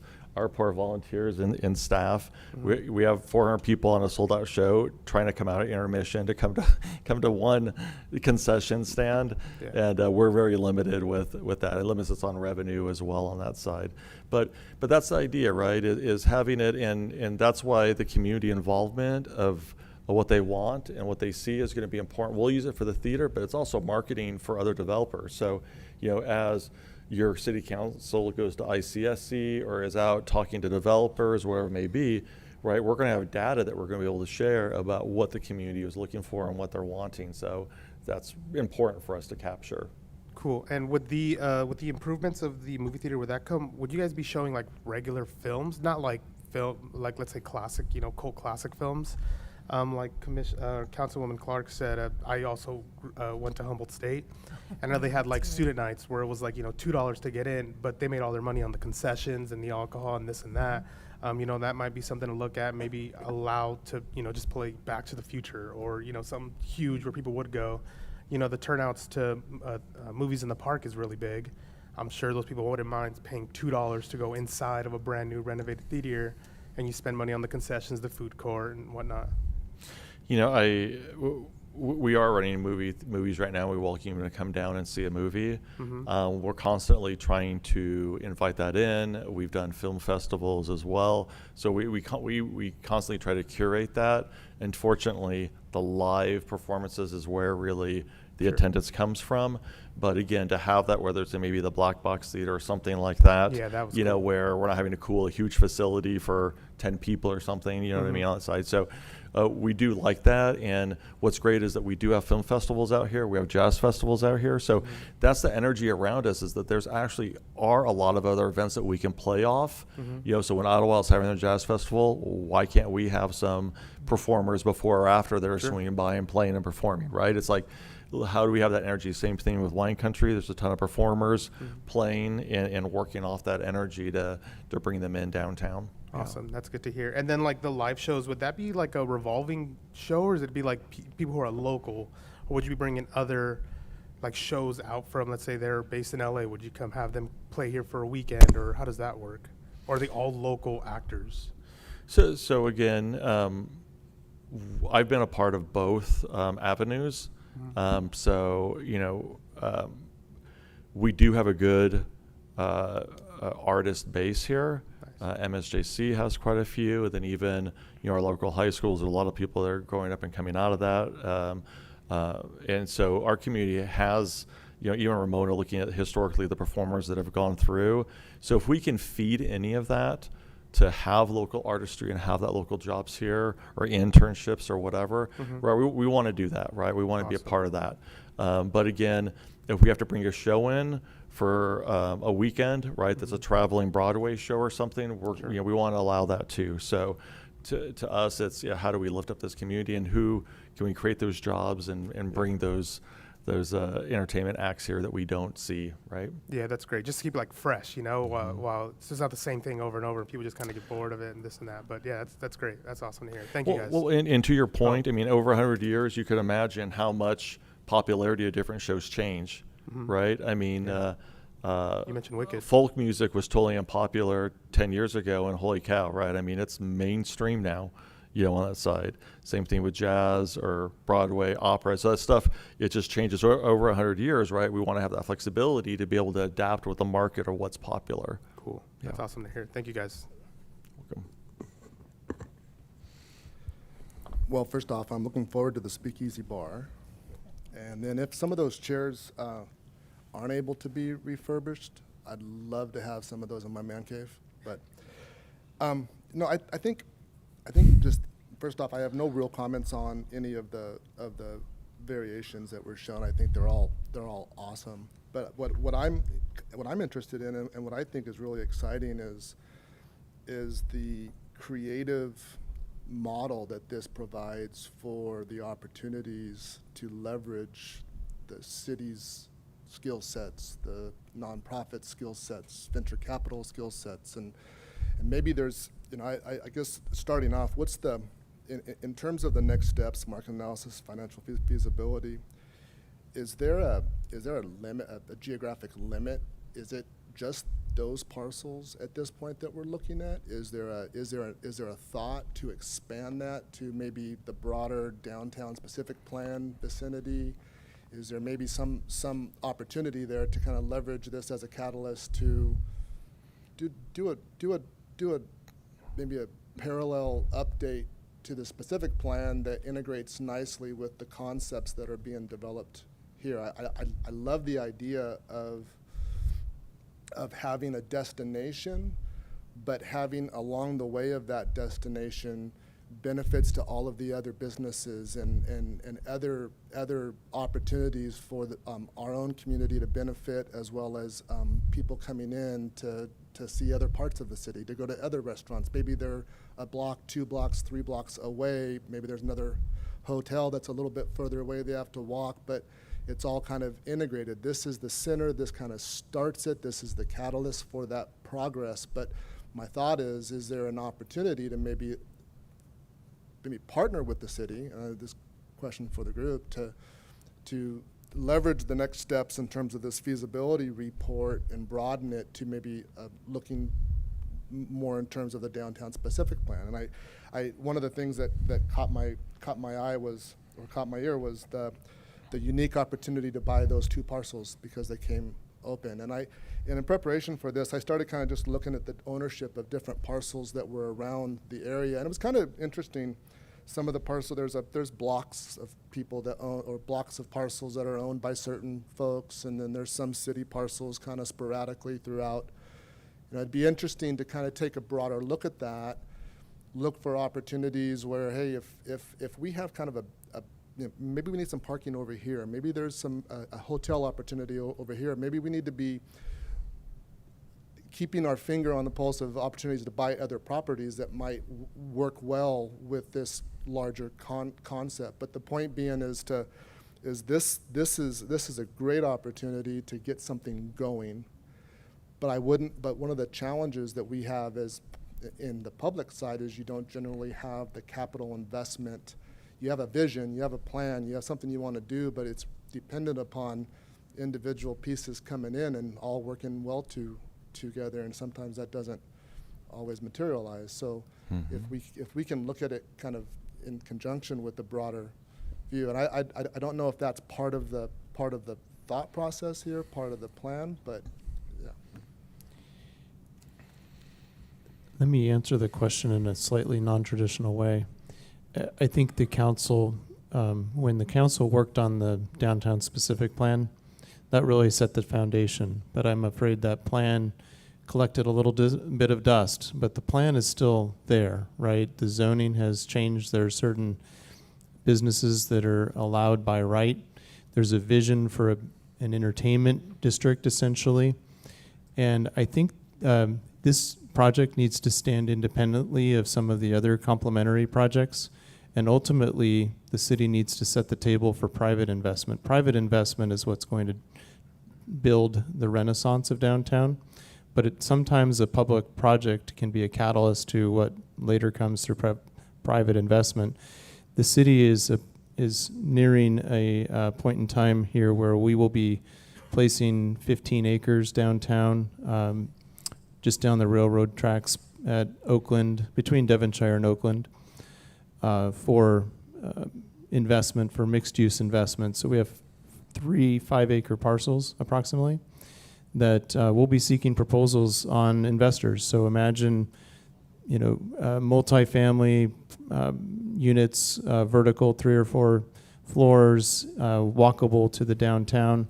That's an active project that will be viewed by the public relatively soon. We'll be first asking for investors that want to provide affordable housing projects, and if not, we'll return to a conversation with an unsolicited private investor who sought to purchase property from the city in that area. So that complementing 200 yards to the west, the Stock Farm project, we're actively talking with a new investor, and just soon we will be negotiating potentially a development agreement with that investor about their single-family housing development, along with some mixed use on the edge of State Street. There needs to be something that comes first. There's another private investor that is speaking with the city now about a project at State and Devonshire that would be a large housing mixed-use project. So we have a lot of individual conversations happening. The city has received a grant and will be surveying the railroad tracks to build a DG pedestrian path from Menlo to Acacia down the one edge, and a bicycle path, Class 1 bicycle path on the other side of the railroad track, and it's going to be beautified through that corridor. So these are elements of the city investing in infrastructure similar to that city of Napa, which, by the way, same size city, same in many respects. And once the infrastructure was laid, then the private investment came second. But I think if we're able to put, let's say that we put the 14,000 square foot building, that's the Balloons and Things building, but that's a 15,000 square foot lot, and we have a hotel incentive program that can incentivize an investor, but the city is willing to contribute the building so long as the facade stays and the design is followed. There's an opportunity for an investor that knows how to manage boutique hotels and maybe has some food experience to run a restaurant downstairs, and they want to be next to a people-producing asset, meaning the theater, that still remains nonprofit owned, and an office building on the other side of the theater that has employees, all of a sudden, and new development projects that are happening in an inner core of a city in 2025 and beyond, you start to assemble a package of really interesting amenities. And I think the housing's a part of this. We have to support and advance the housing projects that can complement the businesses in downtown and help feed the businesses in downtown. And I think we'll see a lot of businesses want to consider expansion into the downtown once some of these projects go forward. And I think on that point, too, when you're looking at the downtown, if you go down to Temecula, you'll notice that in a lot of areas is they have office space right above, and those people provide support to the businesses during the day, right? Lunch hour, breakfast, they kind of provide that financial support during the day. Well, they go home at night, but at night then the living or the apartments come back, and those people, right, provide the financial support at nighttime for dinner or weekdays and stuff like that. So you kind of have those different timing of people that you're attracting with that multi-use. So I think the design and thought process is, to capture both living and office space would bring that energy to downtown. And my question was more specific to kind of the main corridor, Florida Avenue. So if it's what's walkable, that we're talking about one side, one block, but on the other side of the street, there's some potential steak restaurant coming in. There's some different things. The point is, and maybe there's a certain perimeter to that, but looking at those parcels and looking for other opportunities. There's some really odd-shaped parcels that are both adjacent to Florida and kind of on the blocks right behind it. And there may be some complementary future opportunities on both sides of the street, right downtown. So my only point is that be prepared for those opportunities if property comes for sale, or if there's a way to kind of help catalyze additional P3 opportunities. This I think serves as a great model for the city to leverage nonprofits, to leverage venture capital, to leverage grants, to increase our ability to do things versus just waiting for developers to do it. That's a very good point, Commissioner Worth. We did take a field trip to Indio recently. A couple of council members joined the economic development manager and I. And the city of Indio has purchased a number of properties downtown. They're working to develop an interesting tenant mix, and they're finding a lot of success. And it's amazing what we're seeing who's investing in downtown. There's an adjacent housing project. It's a mixed-use housing project, one corner block away. And you can just feel the energy in downtown Indio, and it's remarkable. And they are advancing a model similar to what you're recommending we think about. And we are interested in looking for other opportunities similar to this. Commissioner, I thought you were recommending that we take back Florida from the state. I would not disagree with that. It might make it easier to do street improvements. No, but great. This is thank you so much for bringing that, and thank you to the council and the staff for coordinating the joint session. I think this is an awesome way to do it, and I think I'd love to do more and more of this. So, Any other comments or questions from anyone? Just a quick one with the LED marquee. It said that it is in the works. Are you going to be putting a new LED marquee on the existing building, or are you talking about just toward the end here with the A type popping out LED marquee?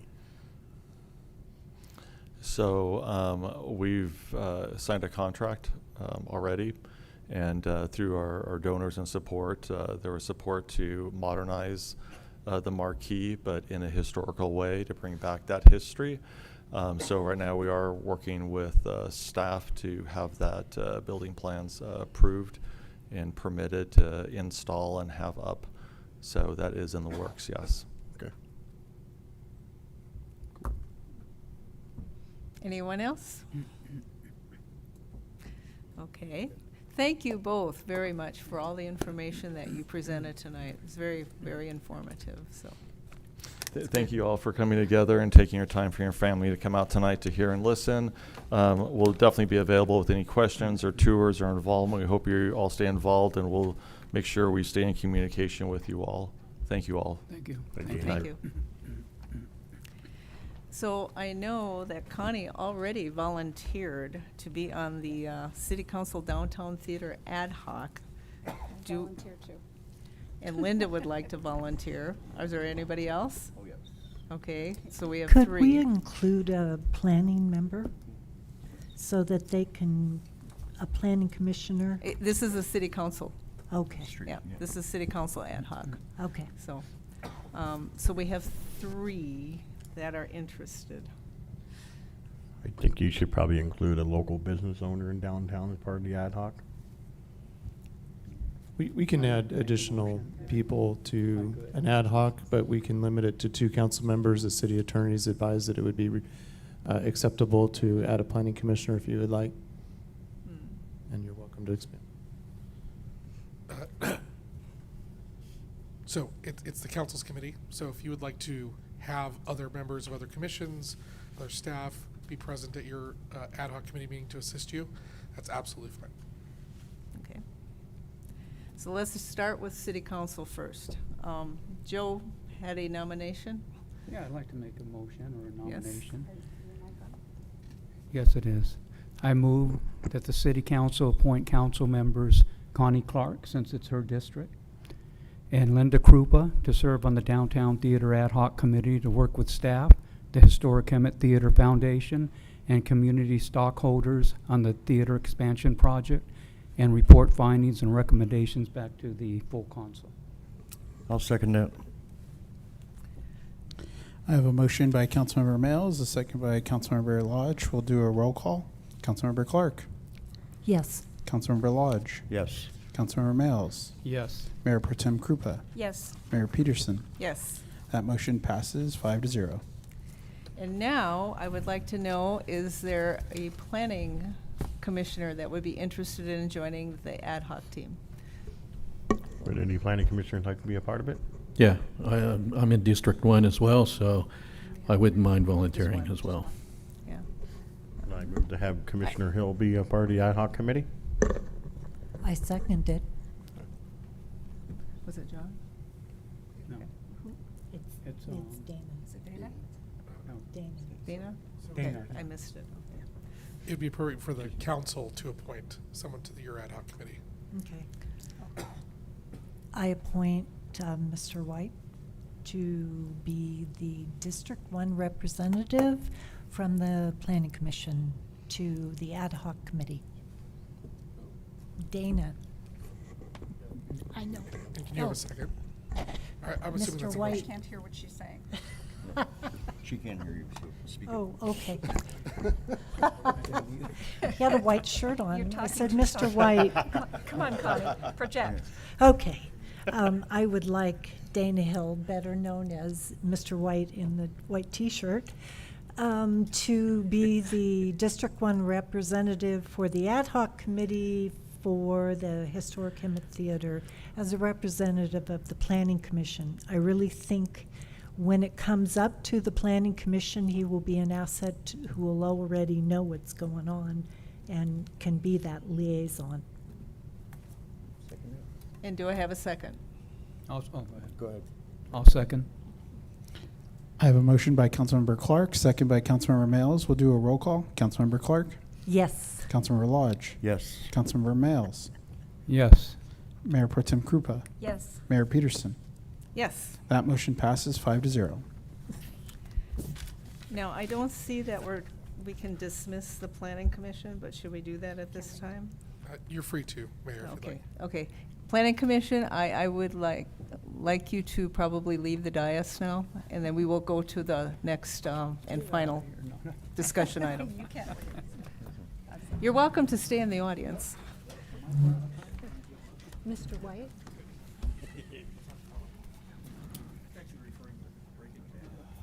Oh. No. Yeah, Mr. No, it's Mr. White, Mr. T-shirt. Oh, could have said Dale Earnhardt. Okay, works for me. Thank you, Jim.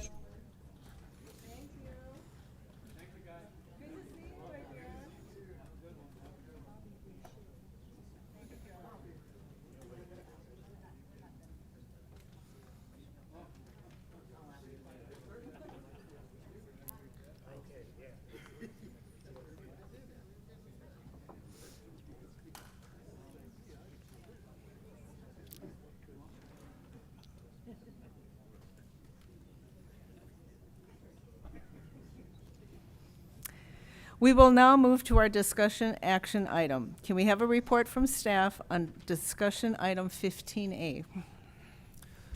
Good evening, Mayor, City Council. Ryan Webb, your interim fire chief. I'm going to talk to you a little bit about some legislation that recently passed, as well as provide some recommendations for council to consider tonight. So early July, the state of California passed AB 306, which was part of a budgeting process, and the Assembly bill created a timeline that restricted the changes that can be made for residential building code prior to a 6-year moratorium that they're going to be imposing on the residential building code.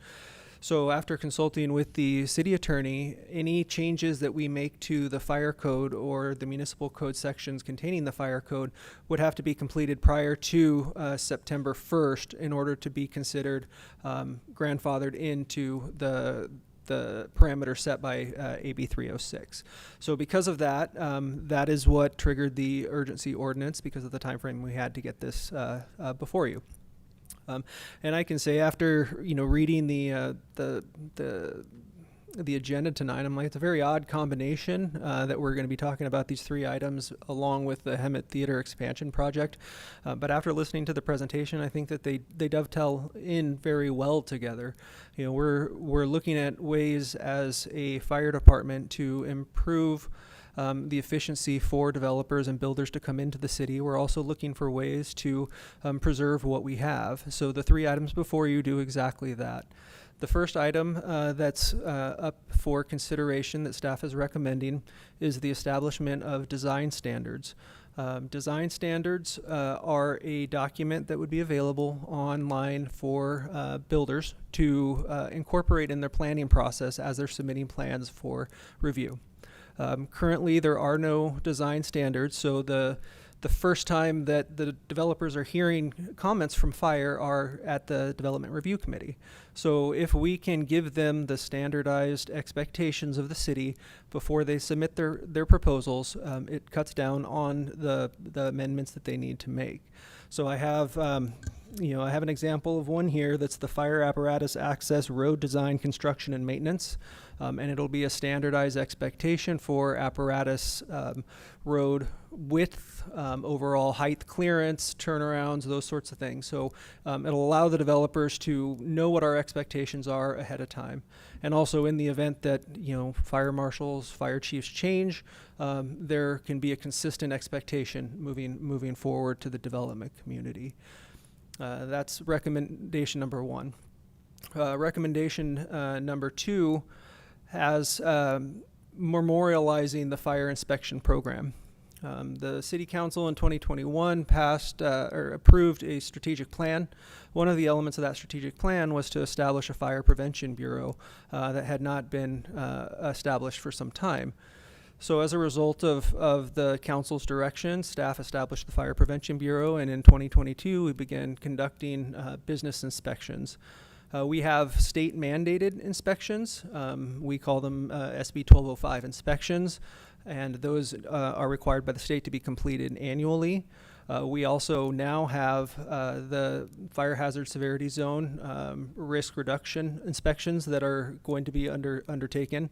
And then also we are conducting business inspections. These fire and life safety inspections involve our trained staff going into the businesses and identifying either fire hazards or fire code violations.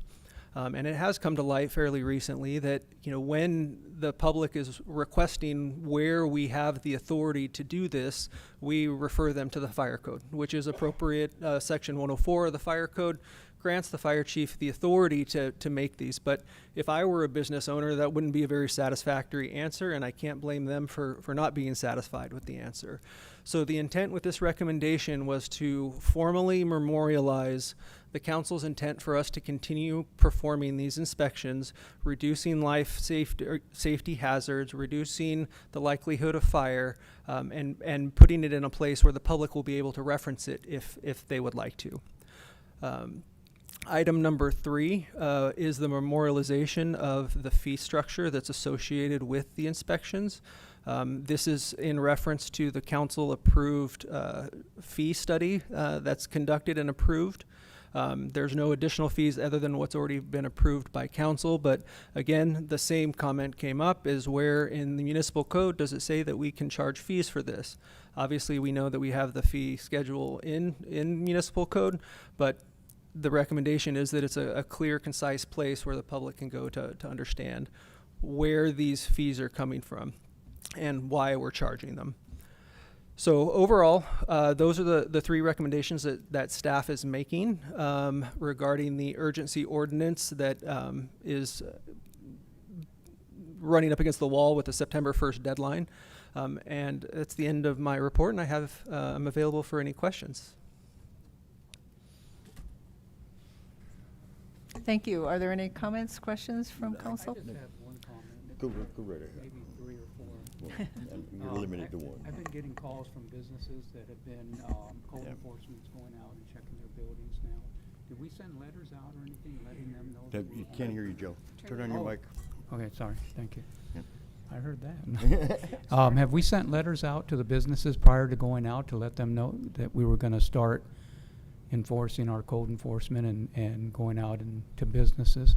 I know we haven't done it for like 10 years prior, and that's why people are making the calls, because they're like surprised and wondering why they're all, having code enforcement come to their businesses now and charging them to, do whatever you do, so.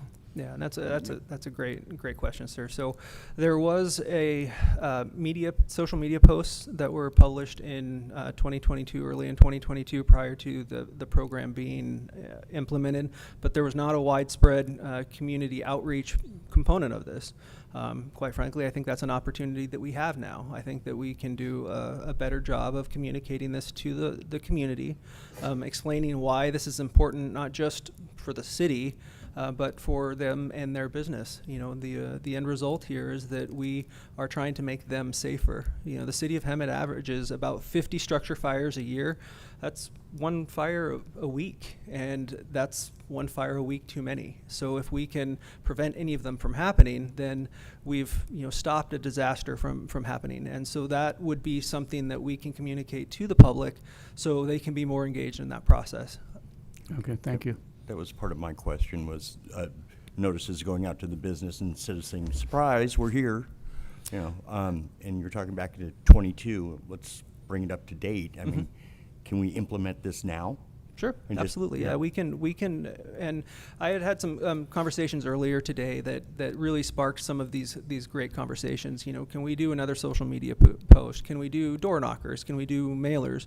Obviously, there's a cost associated with each of these, and we have staff time that goes into going door to door, and all of those can be weighed out. But I think it's an absolute great idea that we re-engage our businesses on what these inspections are for and what they're going to cost and why we're doing them. Now, we do once a month business walks to different districts. Maybe if you made flyers or something, we can hand them out at that time and give them to the businesses. Absolutely. Thank you. Definitely. Good idea. So if we pass this tonight, then we're good. We don't fall under this, this freeze and. Right. Yeah, and as I said, the authority is already established through the fire code. So even if the council chooses not to pass this tonight, the council can still direct us to continue doing the inspections and continuing charging the fees. Like I said, what we're looking at passing tonight is a place where the public can go to find out why we're doing this or what authority we have to do this. So yes, if you vote yes on these 3 items or accept these 3 recommendations, they'll become part of the municipal code. We'll publish the design standards on our website, and then we can start the outreach program. Thank you. I do have some things to say. First of all, I owned a business, and in that city, we had inspections. The business I work at right now had an inspection from y'all.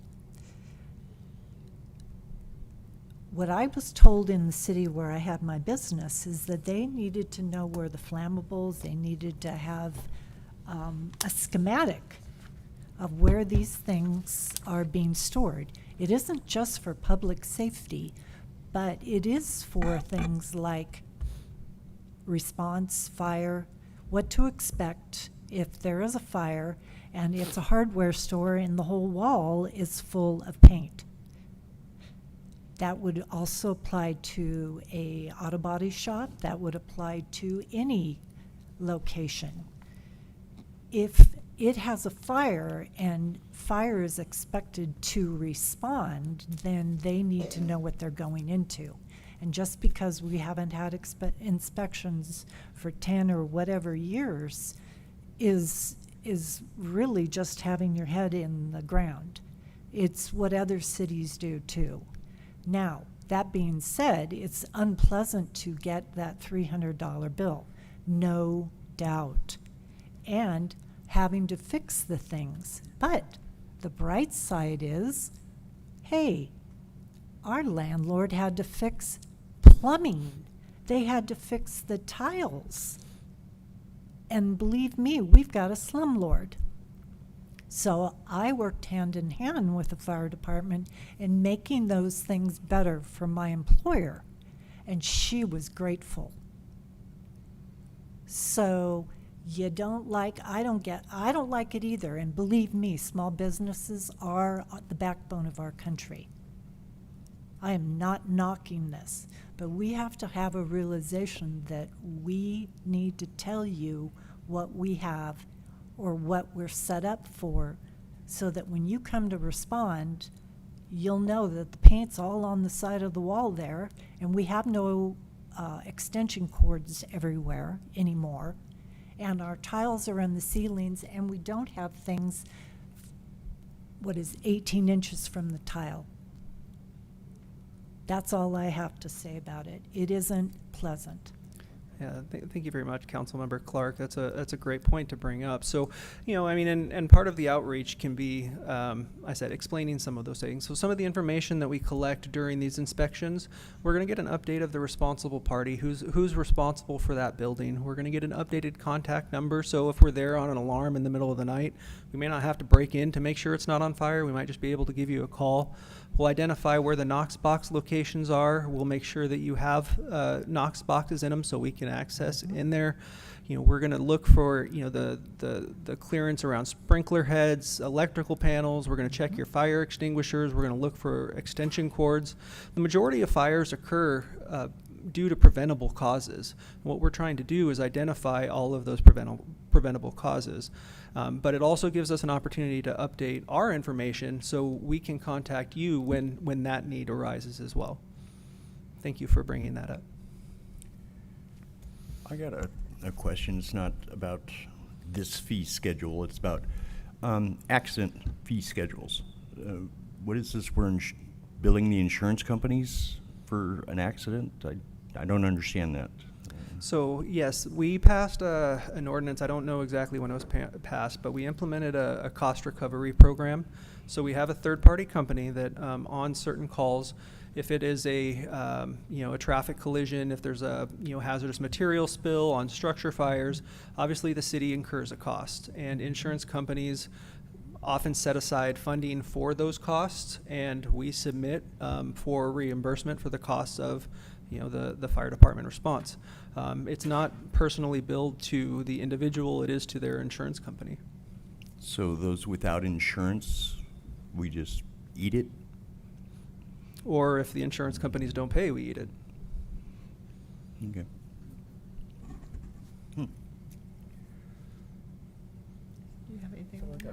Yeah. Yeah. Thank you for the presentation. I have a real problem the way a lot of 2 points of the inspection and the fees rolled out. We need to do better. We absolutely need to do better working with our businesses. Everybody should have been notified, given at least a 30 to 90-day notice that, hey, this is going to be happening, this has been enacted. Get your house in order because we are going to restart the inspections.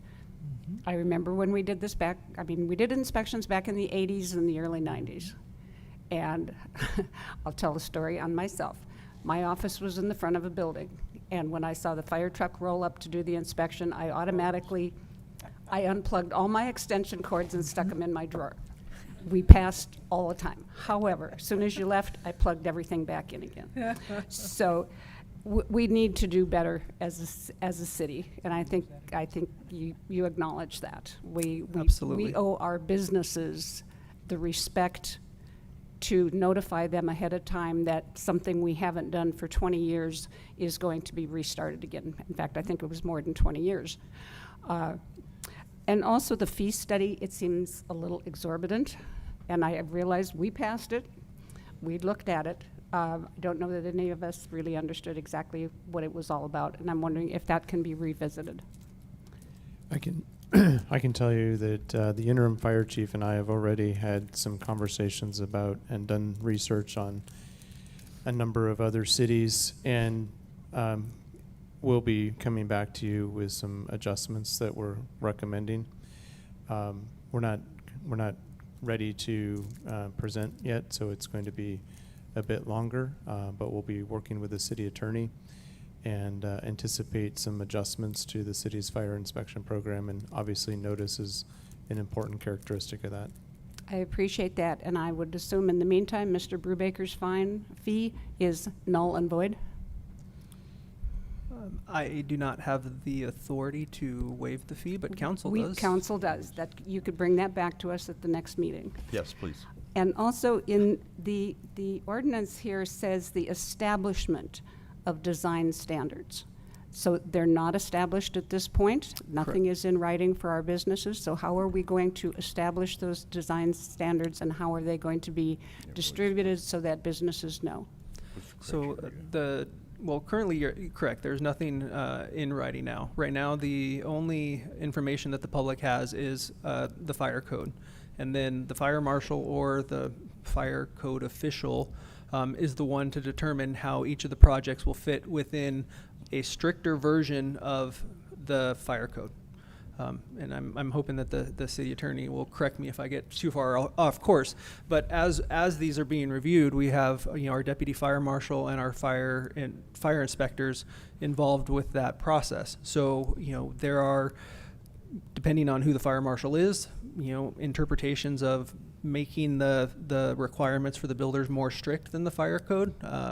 And by establishing the standards, it'll be a consistent point of reference, so they'll have moving forward. So I'm going to be working with our fire prevention officer and our deputy fire marshal to craft some of these standards. Like I said, I have a sample of one here for the council to review, and I certainly would have no problem if the council would like to review those before we publish them as well.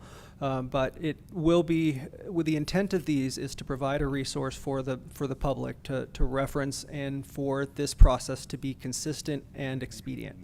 So the standards that you're talking about right now are based on state standards that are already published? And is this going to be something like we do with the building code, that the building code comes down from on high and we can be more restrictive in some areas, but we cannot be correct, and more that's lax and that's than correct. That's currently how it is, and the fire marshal is the one who determines how we apply that additional strictness, for lack of a better word, on the individual project. And what we're looking to establish is something consistent that can be applied from project to project. So if this follows the same basis as building code, that will come to council for approval? Correct. Yes. The adoption of the 2025 fire code will still continue as planned, as we have historically with the building code, plumbing code. But because of AB 306, the only thing we can adopt at that time is the code. We can't make the amendments to make it more restrictive as we have been able to in the past. I think in the 2022 adoption, we added some fire sprinkler stuff, and there were some other things that we added, and because of the legislation, we're not able to do that. So when we come back to you in January, it will be adopting the 2025 model code with no amendments. Okay, so the urgency orders is just to do a tighter local enforcement of the state's standardized fire standards. I'm trying to come up with the right words here.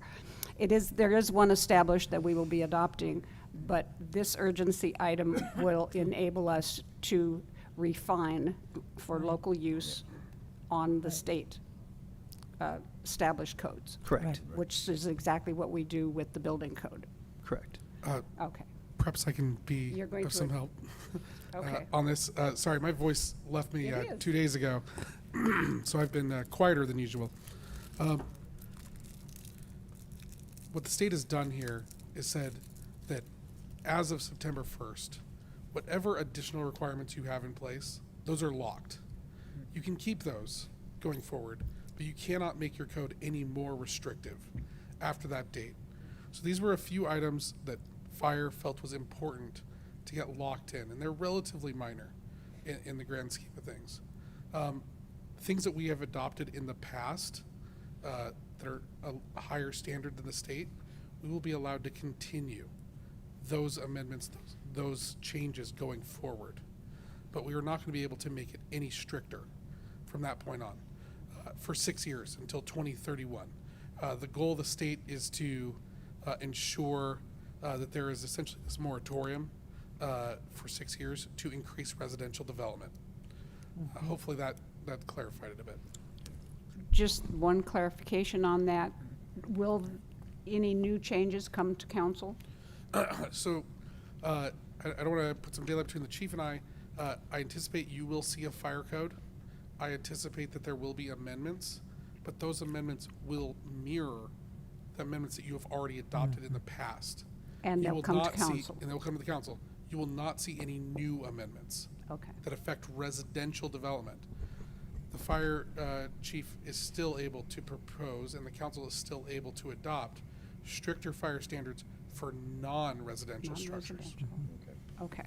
But it all has to come back to us. It all has to come to the council. That's what I wanted to know. If you wanted to, on the design standards, if you wanted to make this more clear that those standards have to come to the council for approval, Yes. we could insert that language. I would like to do that. There is a development that comes to mind in the past where there was a high-density set of homes proposed in a high fire zone, and they had two driveways sharing the same access. And fire had issue with it because they could not negotiate up there, and I think that's the kind of thing that they're talking about, is having standards so that we don't get caught in these zones needing more. So let's do this. Let me propose the amended language before I forget it. Your city attorney's getting old.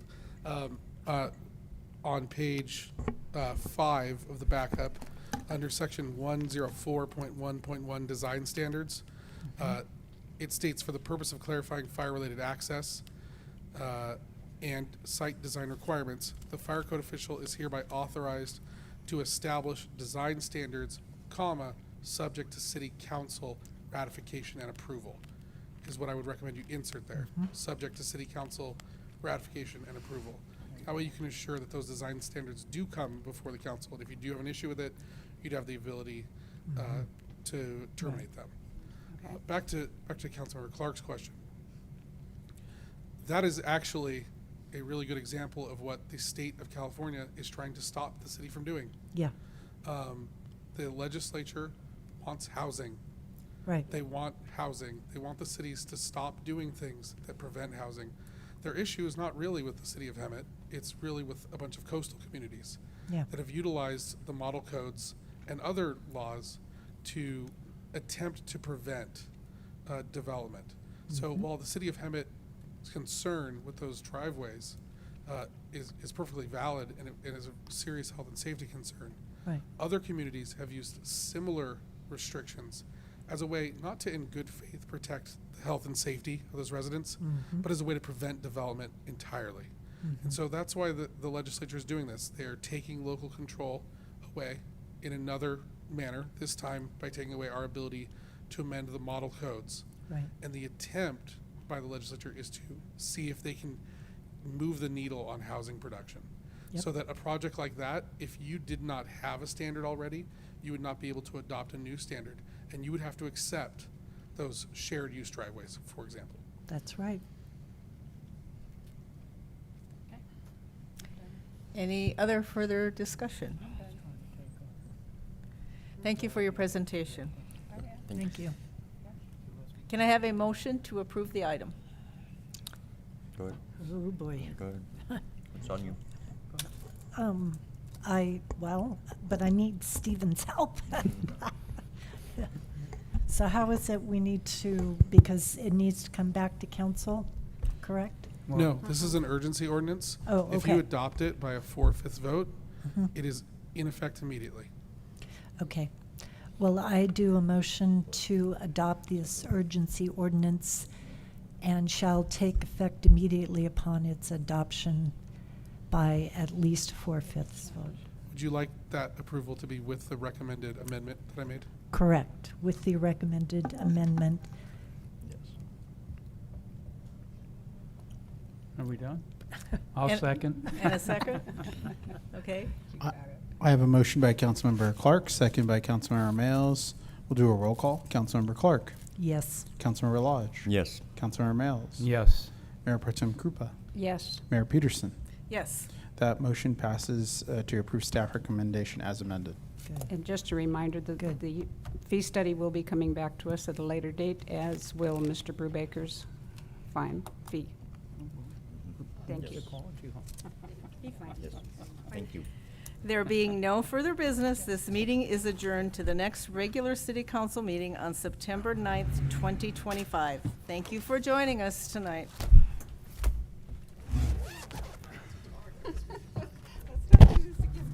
I know. We're supposed to have a week off.